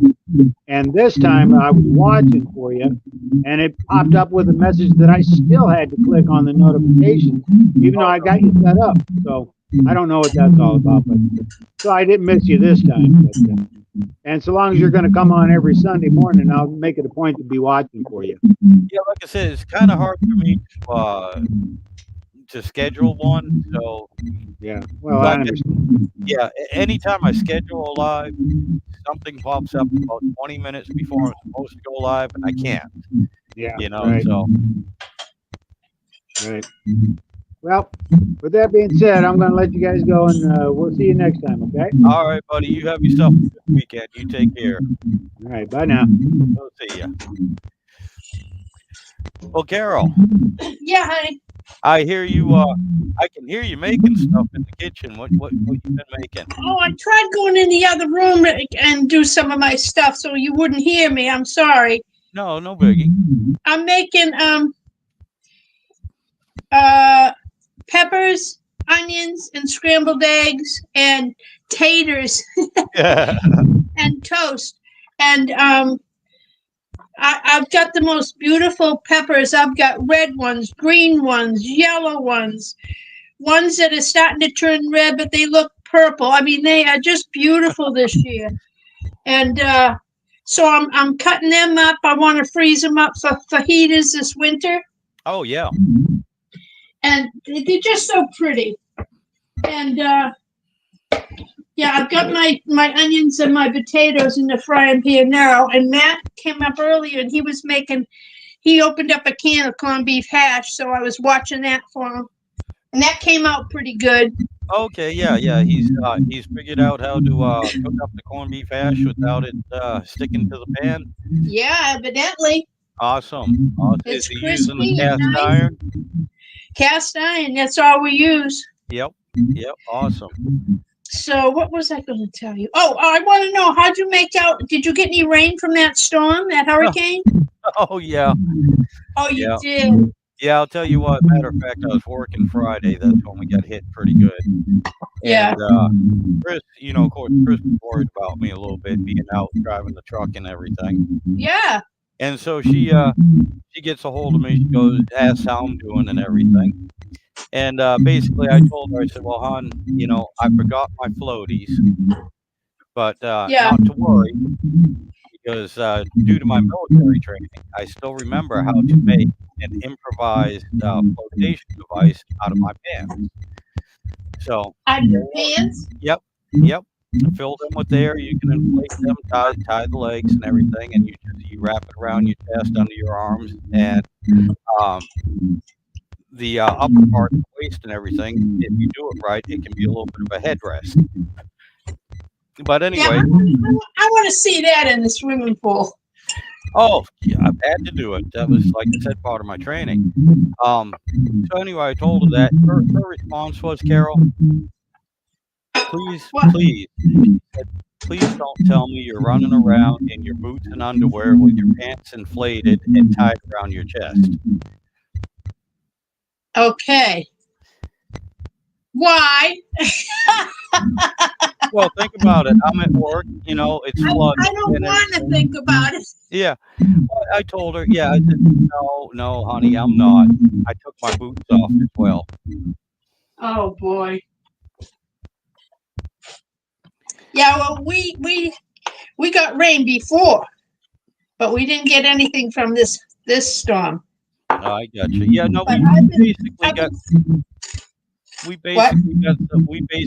some rain. We had some heavy wind for a little while. Yeah. But it's been raining all week, but on and off, different times of the day, Yeah, I've been trying to get my damn deck done. Oh yeah. I, I got it. Oh, Matt got up on the roof and scraped the moss off my roof for me. And then we hit it with some wet and forget. Yep. And hold on a second. I got to check my onions. And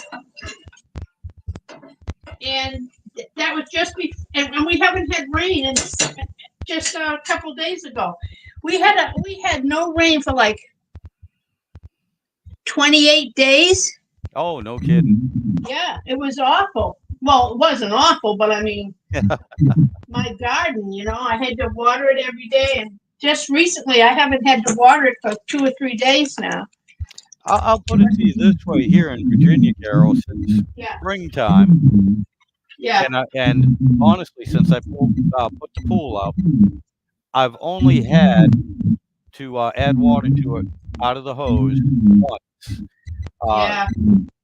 Other than that, we've had enough rain that it's kept the water level either where it should be, or most of the time it's been overflowing. Right. So this year we've had an obscene amount of rain. A lot of times in Virginia, especially July and August, we'll go through a drought. There won't be any fires. There'll be a fire ban. Right. There'll be a water ban as well. Every other day or every other week, they'll be telling you can't water your lawn, you can't wash your car or anything. This year, none of it. Like, please, Yeah.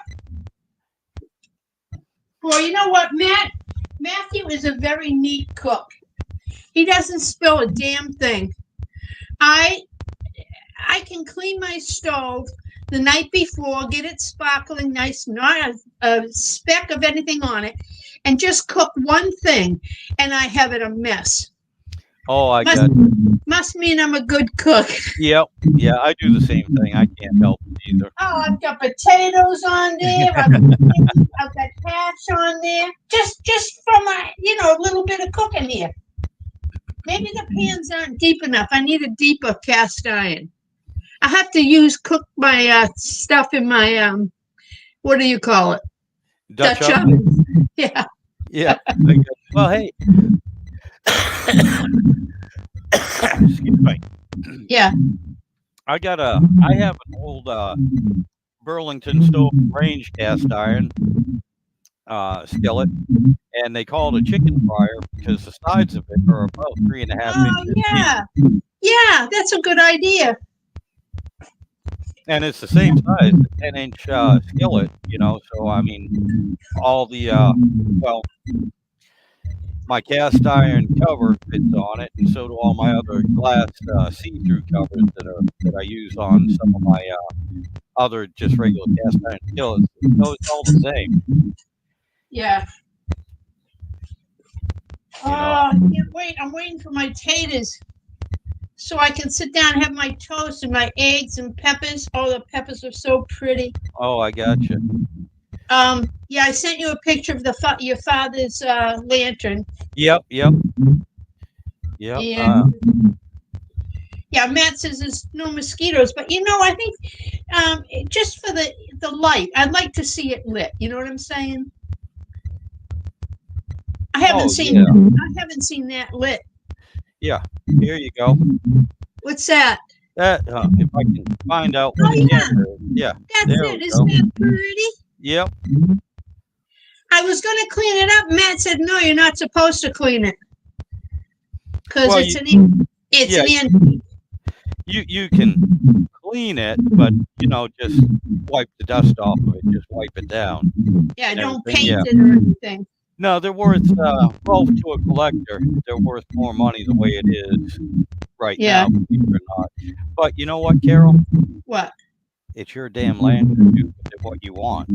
I know, I'm not selling it for sure, but when I'm gone, somebody else might want to do that. Yep. You know what? Take a measurement of that globe, and I'm thinking on that style there, that you should be able to get a clear globe. That's not one of the that's That's not one of the short, round railroad lanterns like Dad used to have, because he had a different style as well as those. Um, so they should still. I mean, that's a popular design. They just come in different sizes, so you just have to measure it, and I'm pretty sure you should be able to just basically buy another globe. Okay, well, that glass is pretty thick. Yeah, that is the newer ones probably isn't as thick, but then again, if it fits and it works and you're happy with it, who cares? Yeah. Just wrap up that red one so that so it doesn't get damaged. Because I'm sure that's awful hard to find, especially the old glass. Definitely. Definitely, I will. So today I was going to mow the lawn. I don't know. Poor Maddie's got a toothache. Oh, yeah, Yeah, he's got to get to the dentist. yeah, that's miserable. Hold on a second. I got to go to the bathroom. Okay, I will wait for you. But but anyway, yeah, it's a shame. Like I said, I'm talking to my sister Carol. My dad put 36 years in on the railroad, and he retired in 1977.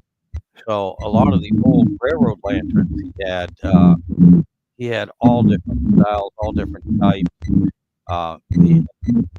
When he was on the railroad, that's when they used to have the cabooses, the brakemen would stay in the caboose. One to stay up in the engine with the engineer and the fireman and everything. And that's how they communicated. They didn't have two-way radios at the time. They didn't have cell phones or anything. So depending on what color the globe was, they could send messages back to each other.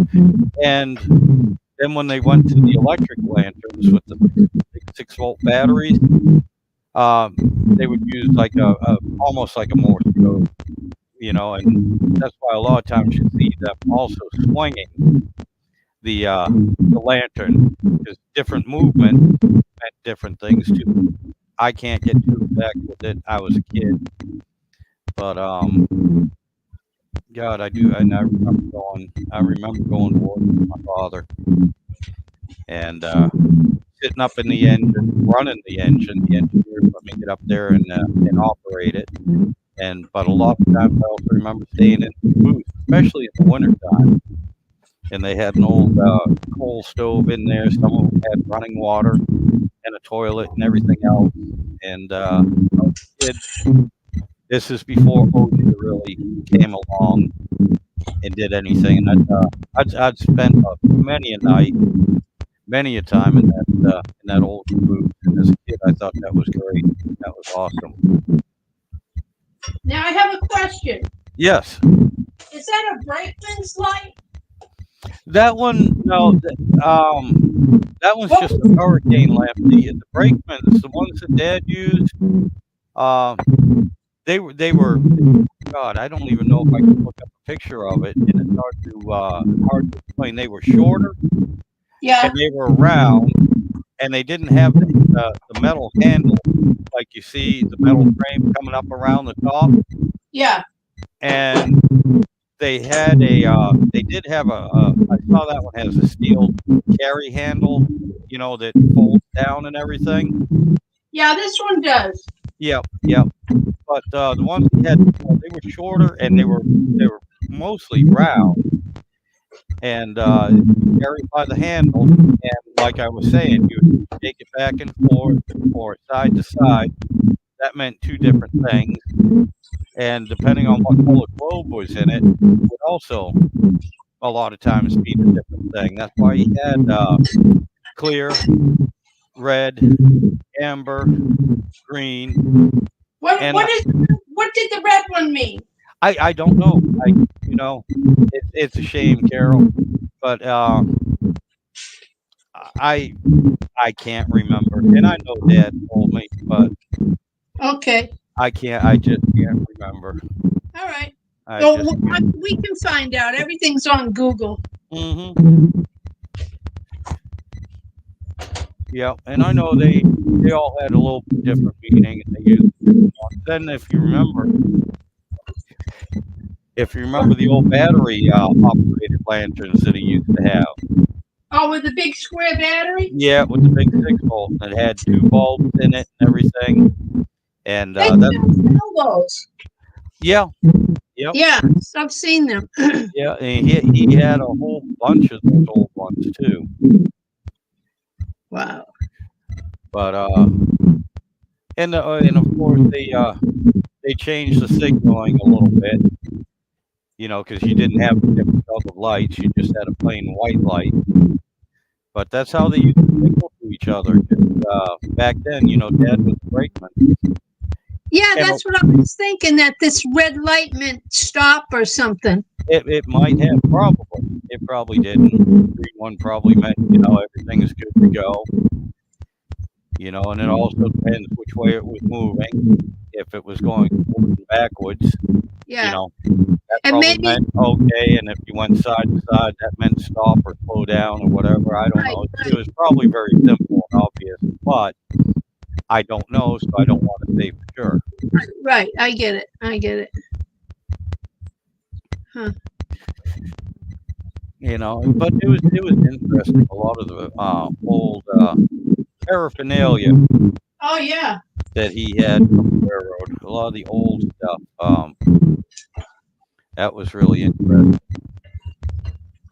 Yes, it was. And Mama even, made them throw it all away when they had them downsized. yeah, probably. Well, wait, now they moved from there right over to Rose Kennedy, is that right? Well, no, uh, he had a lot of that stuff at Mount Wait. All Yeah, right, that's and then we stayed with you for a little while. right. Then we moved to the apartment at Beaver Terrace Circle. Now he still had some of Yeah, that stuff, but yeah, not a whole lot. right. So pretty much most of it, I'd say 80% of all that old stuff that he had Yeah. uh, disappeared. He either gave it away or threw it out when we moved off of Mount Wait.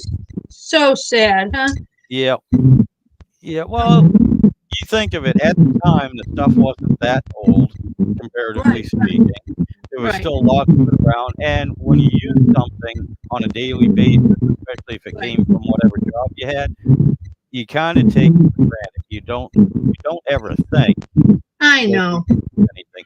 Look at the old GI Joe dolls, the big I ones. know. And all the toys I threw away on my kids, and Yep. now, and I think, it's because, well, I don't want to keep this around. I don't want to be materialistic. Let me throw this shit away. Yeah. Yeah, that was a mistake. I threw a lot of stuff away, and I still hesitate now, but still I go, what's the use of it?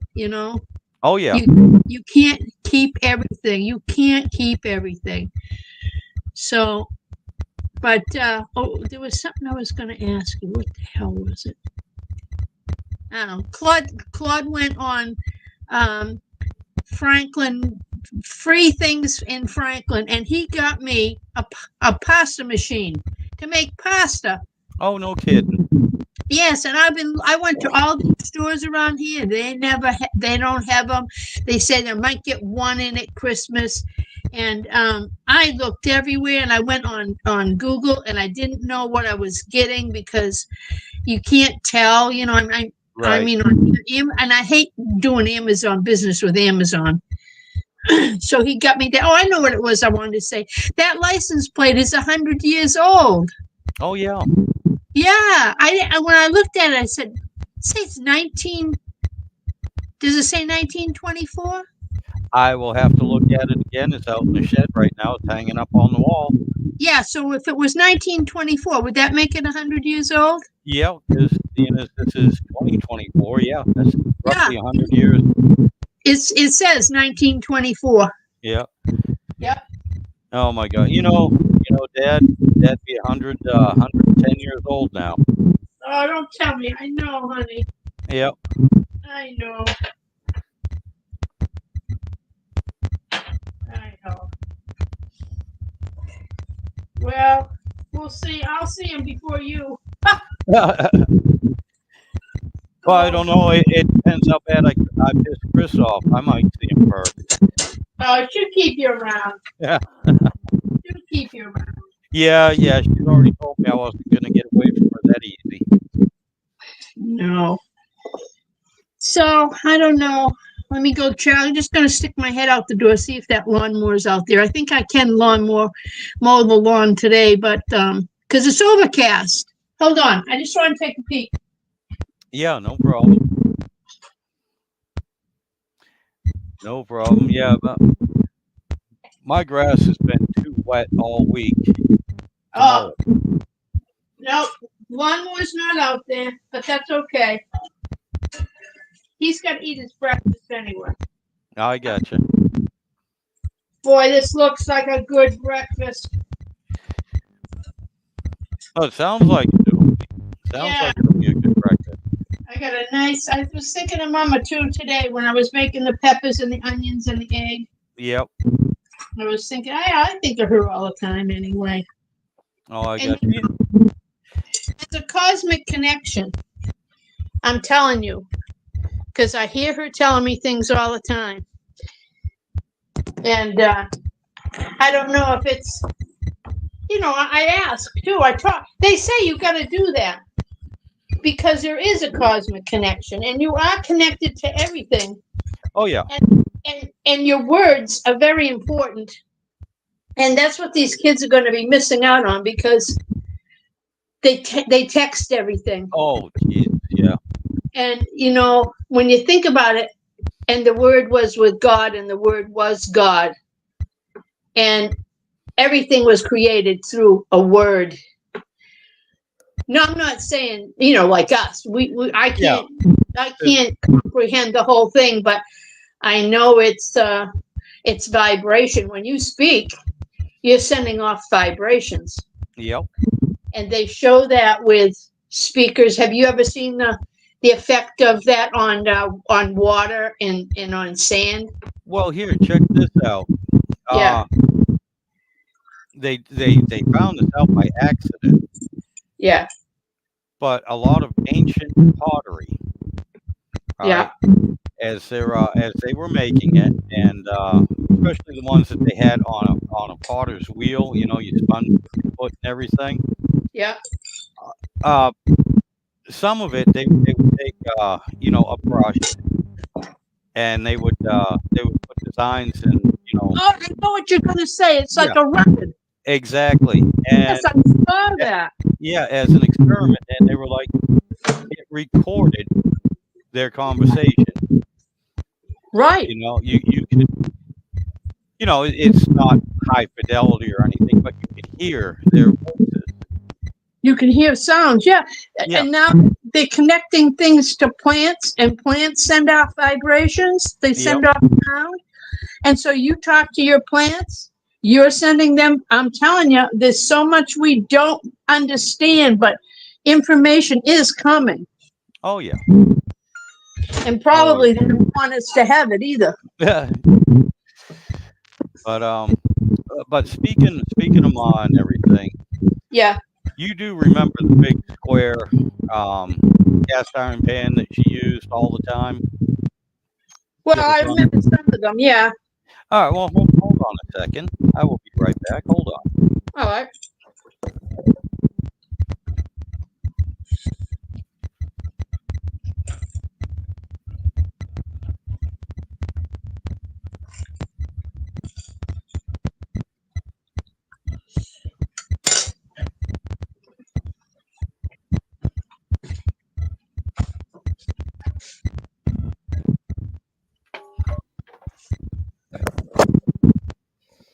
Okay. Wait a minute. I'm not there. Hold on. Okay.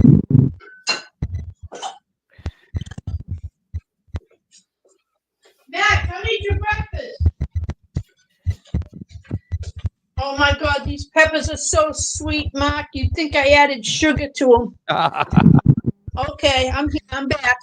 All right, now, all the way from growing up, Mount Wait, I remember these two pans, and then especially when we moved to Beaver Street.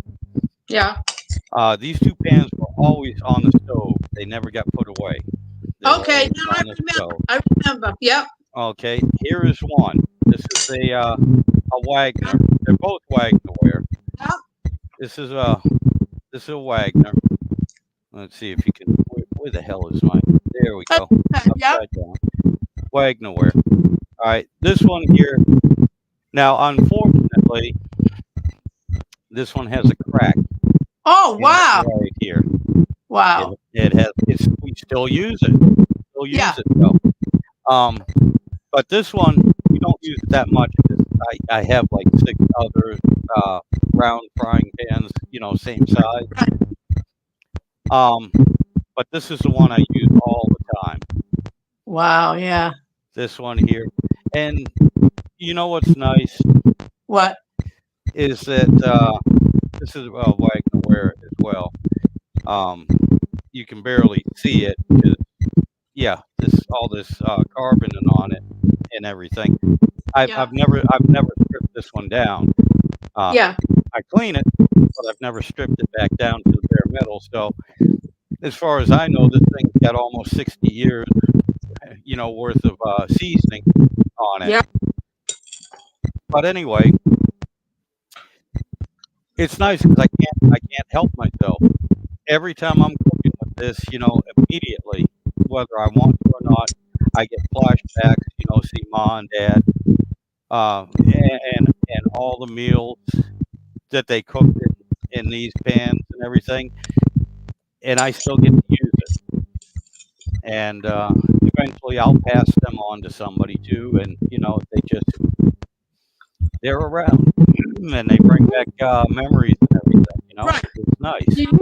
I always think of that, the way I think of my parents and things that they had, and my grandmother. I still have her stainless steel bowls near her arm. Okay, yeah, They're the ones that had the ring on it. yep, I also have her wooden mashed potato masher. And you wonder.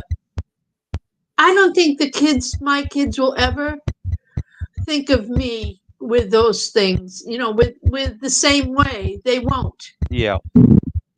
And it's funny how we are, what do you call us? Sentimental, nostalgic? What is that? Yep, a little bit of both, nostalgic and then sentimental. Yeah.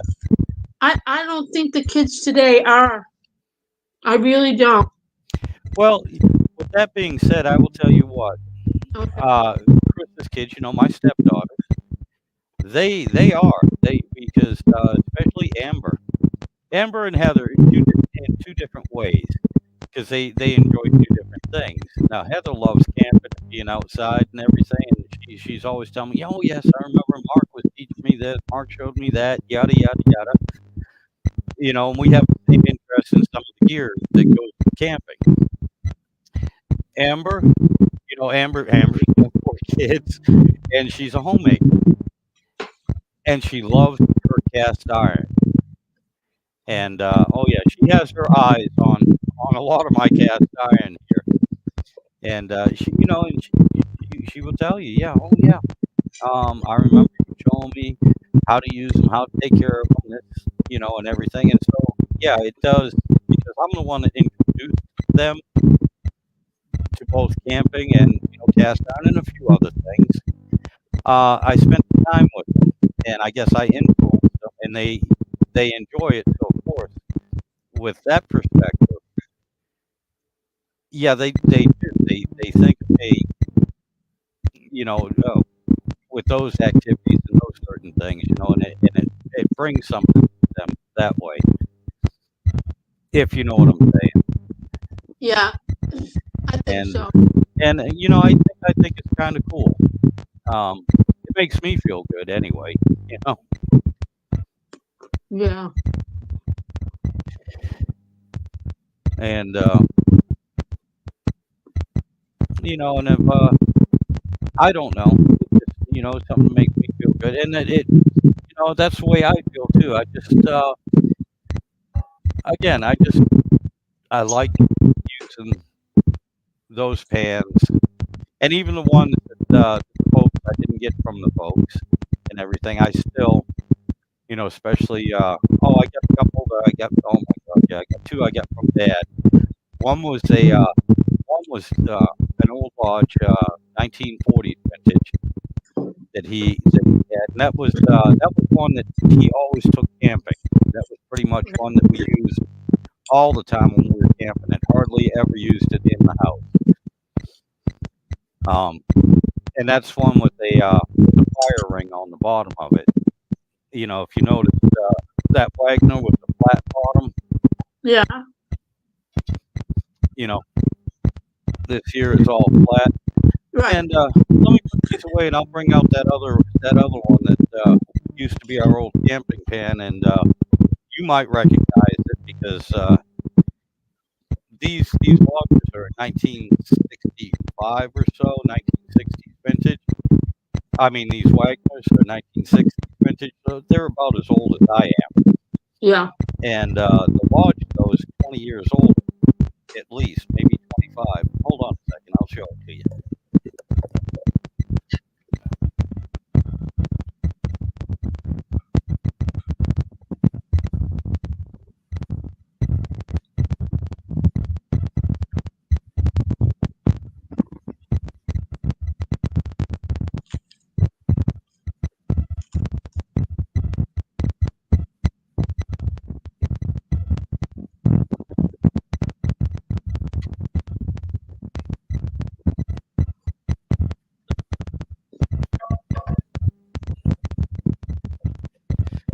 Okay, I'm back.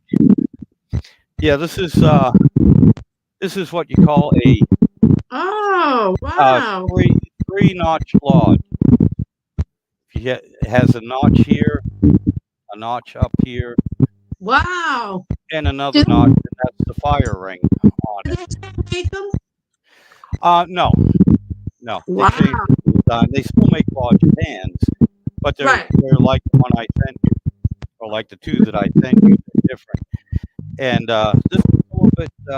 Actually, this one's probably about a pound lighter than that new one that I Oh, sent you. And this one here actually came from the factory with a smooth inside wow. and everything. But this is the one Dad used. We use camping all the time. And again, it's another one that I have never stripped down. Yep. So it's still got the carbon buildup on it and I wouldn't everything. have that pan unless I had to wash it. Oh yeah, well I mean it gets used, it gets washed out and everything. Um, Yeah, but I would never have noticed the bottom. oh, I got you. Yeah, yeah. A lot of the older ones, they have the fire ring. You know what that's for, right? To let the fire come out Nope. On your on the wood stove, you have those eyelets. The round pieces that you pull up off the wood stove. what you mean like one that you cook on? Yeah, one that you cook on. Even that old that old pot belly that used to be in the living room in at Mount Wade. No, when I was growing up in Natick, we had a wood stove that was in the kitchen. Hmm. Half of it was wood, half of it was gas, because the half that was wood was the part that heated the house. And we used to have this special wrought iron thing with this looked like a circular handle. It had like open air spring like, but it was cast iron, and you used to put it in a slot and lift up the cover. Right, right. Well, those covers, wood stoves, a lot of wood stoves especially had a circular cover on the top. And what you do is you would lift that up, and you would have a pan, and this here would seal it. So you put that right on top instead of just laying it on top of the stove. You'd have Yeah. a fire right underneath it, and it would have this fire ring that would sit right in there, so the pan wouldn't move, Oh, and it also worked as a cover. oh, So all the smoke and everything wouldn't come up through the top. yeah. It would No, seal it. ours.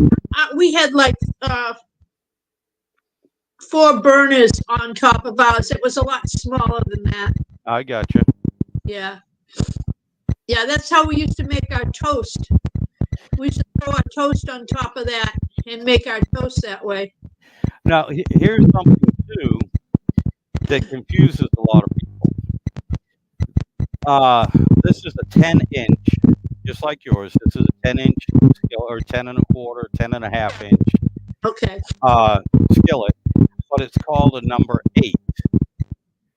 Okay. Okay, and the reason why it's called number 8 is because that's what size it will fit on a stove.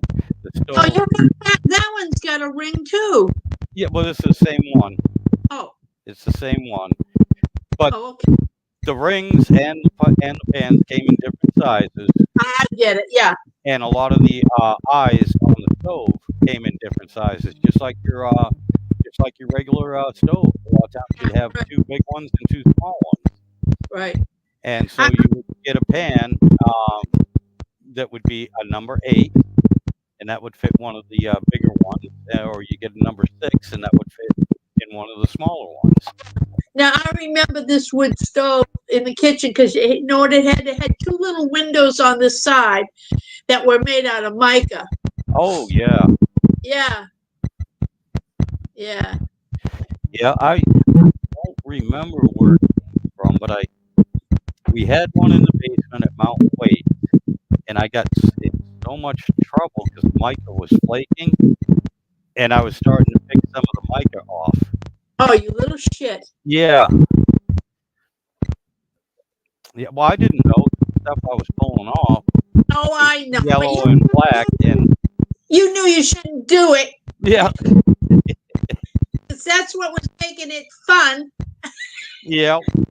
You. Well, I- it wasn't anything we used, but Dad always collected all sorts of weird stuff, Right. and I kind of thought it was cool, Yeah. and Yeah.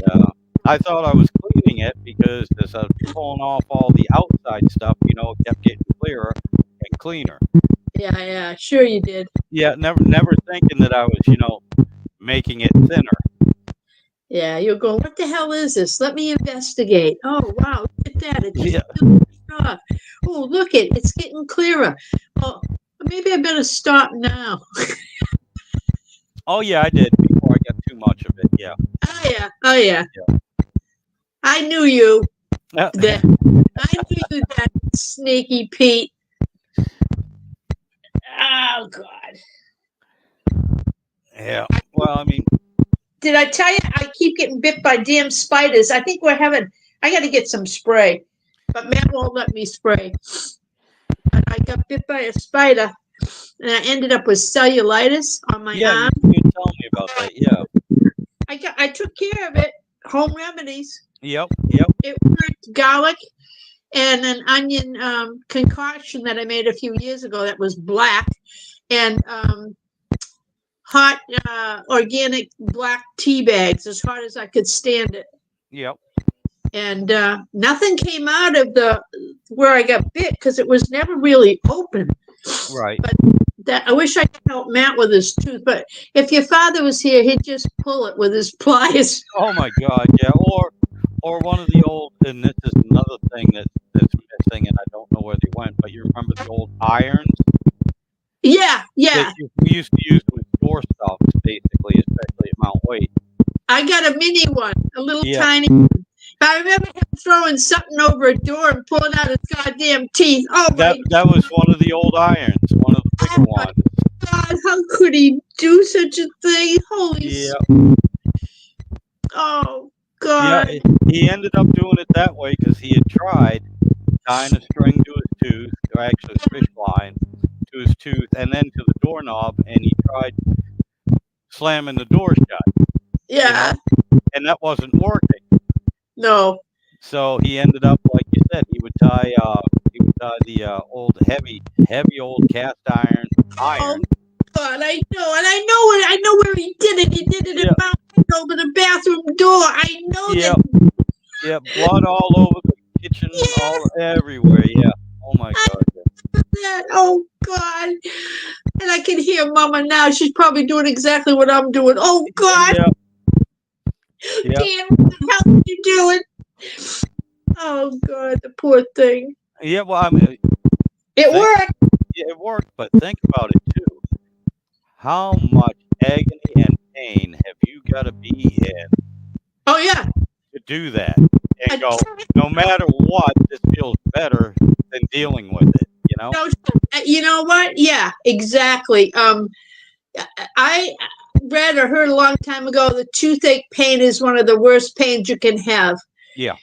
It's throbbing. It never goes away. It gets worse. It's terrible.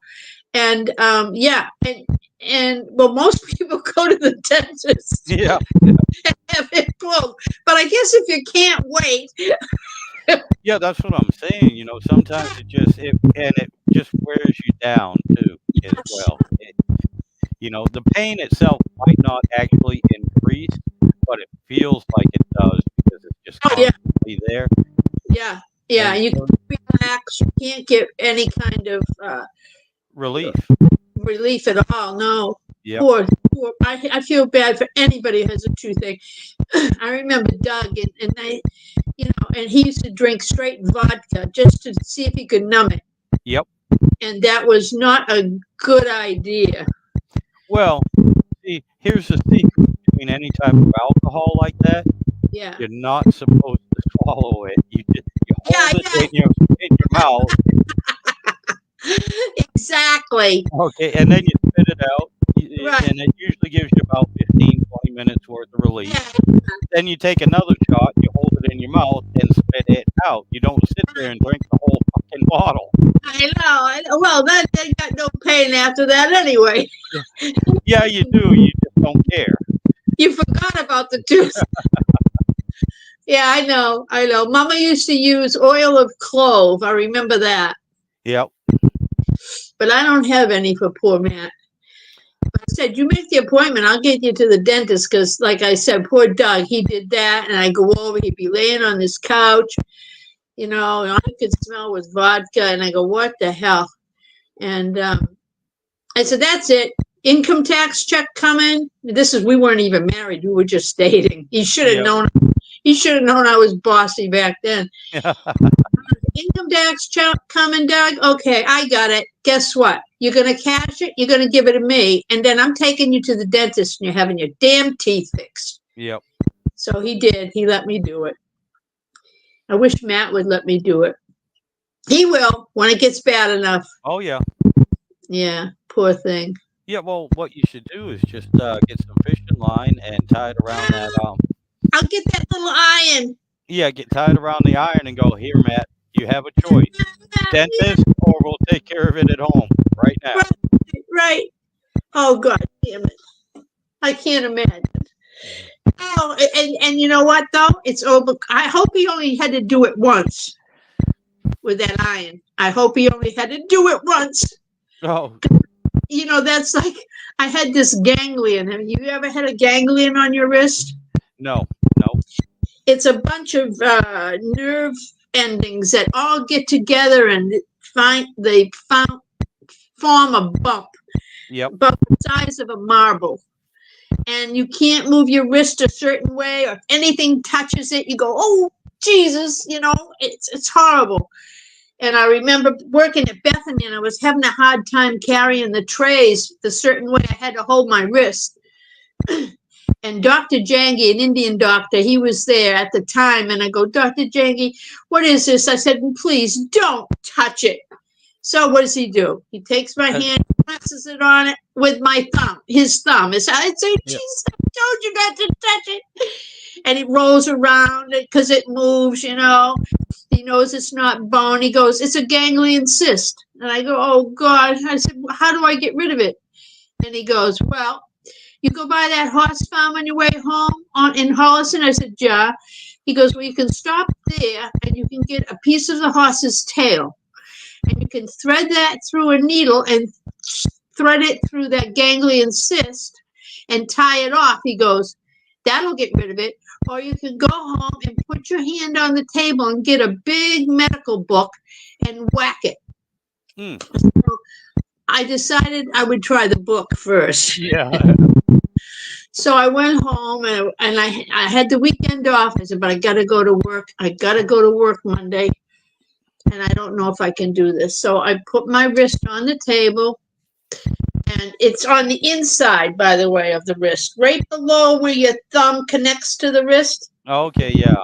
There. Put my thing on the hand on the table, and I went, okay, Carol, you're only going to do this once because you know how painful this friggin' thing is if somebody even touches it and you're going to whack it with this huge medical book. Yeah. All right, you're only going to do this once. And so I picked up the book and I came down and I smashed it and my forehead went down right on the table. Oh, yeah, I'm sure. And I just sat there for a minute and I looked up and I had done it. It was gone. Oh, It was good. gone. I couldn't believe it. I go, God, thank God for Dr. Jangi. I wish he was still alive. Yep. He was a good man. Your father liked him too. Okay. Yeah. Yeah. No. Yeah, but anyway, yeah, that was painful. I don't think it would. Like I said, if I had to do it twice, I wouldn't have done it. Yeah. No, I'm sure. I would have gone somewhere. I wouldn't have gone to get the piece of the horse's tail either, because the horse's tail is organic, like they stitch you up with cat gut. Right. So it wouldn't have given me any kind of infection. Of course, I'm sure I would have had to wash it first. Yep. But now that's interesting to know too. If you ever need stitches, you can go get something organic and like a piece of a horse's tail. What else could you use? Cat whiskers aren't long enough. What else could you use to stitch yourself up? I don't know. I mean, the only things that I have, well, I actually have in one of my sewing kits. I have my backpack. Besides fishing line and stuff like that, I do actually have some cat gut. Oh, you do? No kidding. Well, you can Yeah. use it. Right. Yeah, because in one of my kits too, not only is it just for fabric, I also have a little bit of leather repair, which everything's a little bit heavier, But the nice thing about it is you can unwind it in smaller or thinner threads. If you know what I mean. Well, I seem to be doing okay. How's your back, buddy? Oh, it's doing okay today. Yesterday was bothering me a bit because I was again standing over that transmission all day, Yeah. working on it. But no, it's doing okay. Okay. Yeah, we're doing all right. It's just I don't know. Well, Sam invited me to go to a football game with Benjamin playing, but it's an hour away from his house. So it's an hour and a half away from me. I said, no, you got to play closer. I'm not traveling all the way out there for that. But when a game comes closer, I'll be happy to go.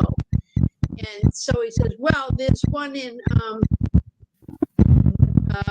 Mendon, and that's not far. Okay. That's on the 11th. And I said, okay.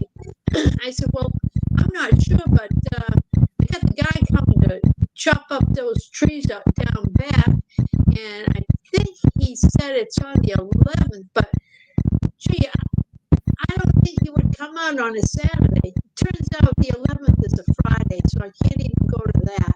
Oh damn. Yeah, so I don't know if I'm going to make it to any of this kids' football games. I don't know why he can't play in Milford and Franklin. But he lives in Upton. Oh, okay. Yeah, so out there is where they go, like Northbridge out there. That's a hike. That's where the other one was, in Northbridge. But anyway, Halloween's coming, Mark, and I'm just not into it anymore. Well, Halloween down here, Carol. That's believe it or not, that's everybody down here. That's one of our bigger get-togethers. It used to be mine too, but Yeah. not anymore. Oh, when you get older, maybe. The kids grow up. You get 4 kids. You decorate the whole yard. I worked so hard out there decorating last year, and ended up with 4 kids coming and a Oh, bunch of. I'm not doing it anymore. I'm just not. I'll just hand out candy, and I don't even like to give them candy. That stuff is so bad. I remember when I was growing up, we used to get apples and pennies. oh yeah. And one year I gave out pennies, and my kids were so pissed off, man. They said, they're going to be talking about this house for years. You don't give pennies out. And then another year I gave out gift certificates from McDonald's. I won't even do that because that shit's bad for you, too. Yeah. So I just wish. I liked the year that Mama was here and we had the haunted house. That was awesome. Oh yeah. And she got right into it. She was the witch out there stirring. That was the year Claude stole the pumpkin from a black family up the street. Yep. And he and his son came trick-or-treating. He never said a word. The next day he came to my house and said, when you threw with the pumpkin, could we have it back? I went, what? He goes, yeah, my son and I, we spent a lot of time working on that. I went, oh my God, I am so sorry. Oh I could Jesus. have killed him. I could have killed him. What a little shit. He knew better. Yeah. Oh, and the poor guy, and Claude didn't even know he was black. He just Yeah. stole. They were new in the neighborhood too. They left real quick. Oh man. He was so nice. Oh, anyway, yeah, we had, then the year before that, Claude used to get up on the roof, put a pumpkin on his head, and throw candy at the kids as they were walking by. Yeah. Well, I remember at Mount Wake too. Ma used to make Dad Oh, yeah, sit out front there, and he'd make him look like a scarecrow or something like that. And he'd just sit till the kids come up, and then he'd start moving. Or yeah. That's the only thing I would think of doing. If I have to give out candy, I was thinking to dress myself up as a scarecrow because I've got these scarecrows around the yard, yep. and I figured I can find an old plaid shirt and stick some straw up my sleeves and just sit there and with the bowl it says help yourself and then scare the crap out of all of them. Yeah, especially when the kids go in and they try to take 8 or 10 pieces. You go just one. Yeah. That I can do. That's entertainment too. I don't mind entertaining. Just don't like giving out stuff that's bad for them. Yeah. I would make cookies too, but they're not going to take that from me. No, a lot of because they don't know what's been put into them and this, that, and the other thing. I hate to say it, Carol. Nowadays, you can't really trust a lot of people. No, and you know what? I swear that was a planned thing. I swear these candy companies were the ones who stuck the razors and needles in the apples so that you'd have to buy candy that was wrapped. I swear that was them. Well, they might not have physically done it, but all they needed to do was find 1 or 2 stories scattered and then make a big deal out of it. Yeah, no, I really believe it was candy manufacturers. They're a bunch of crooks. Hershey's and all those companies, the crap they put in their candy bars, even wrapped, I wouldn't eat them. Yeah. That's terrible. Especially in this country. There's so many things in Europe that they don't allow. In Canada, they don't allow their people to eat because of the preservatives and the chemicals that the United States feeds us. Oh yeah. Not to mention, you got Monsanto, right, and everything. That's yeah. And with that being said, just like in Massachusetts, all right, they're getting you away from they're passing laws, ordinances, and everything else where you can't have a wood stove, you can't grow a garden because they want to tax you on the water that you use, even if it falls from the sky, rain. They already do that. Yeah. I get taxed on runoff. Yep, exactly. Honest to God, I do. And they measure my roof and my driveway to see how much runoff there'll be, and then they tax me on it. Yep. Good old Massachusetts, man. And This then state they sucks. tell you can't have a cistern to catch the runoff or the water. You can't what? You can't have a cistern. That's Oh, basically, a barrel I either get that. in ground Yeah, or out. you can do that. Well, here, a lot of places in Virginia, you cannot. Yeah. No, You you know, cannot collect rainwater. they even sell rain barrels at the town dump. You can buy, the ones that connect to your roof. Yeah, to your gutter system. Now, with that being said, since that's not runoff, do you get a Yeah. tax break? No, you don't. You don't get a tax break. No, you don't. Son of a bitch.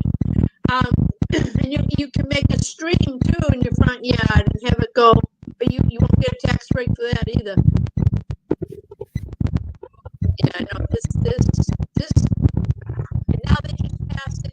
They passed a law in Massachusetts already that if you're under 21, you have to fill out, I'd say, about 10 pages worth of information to buy a gun.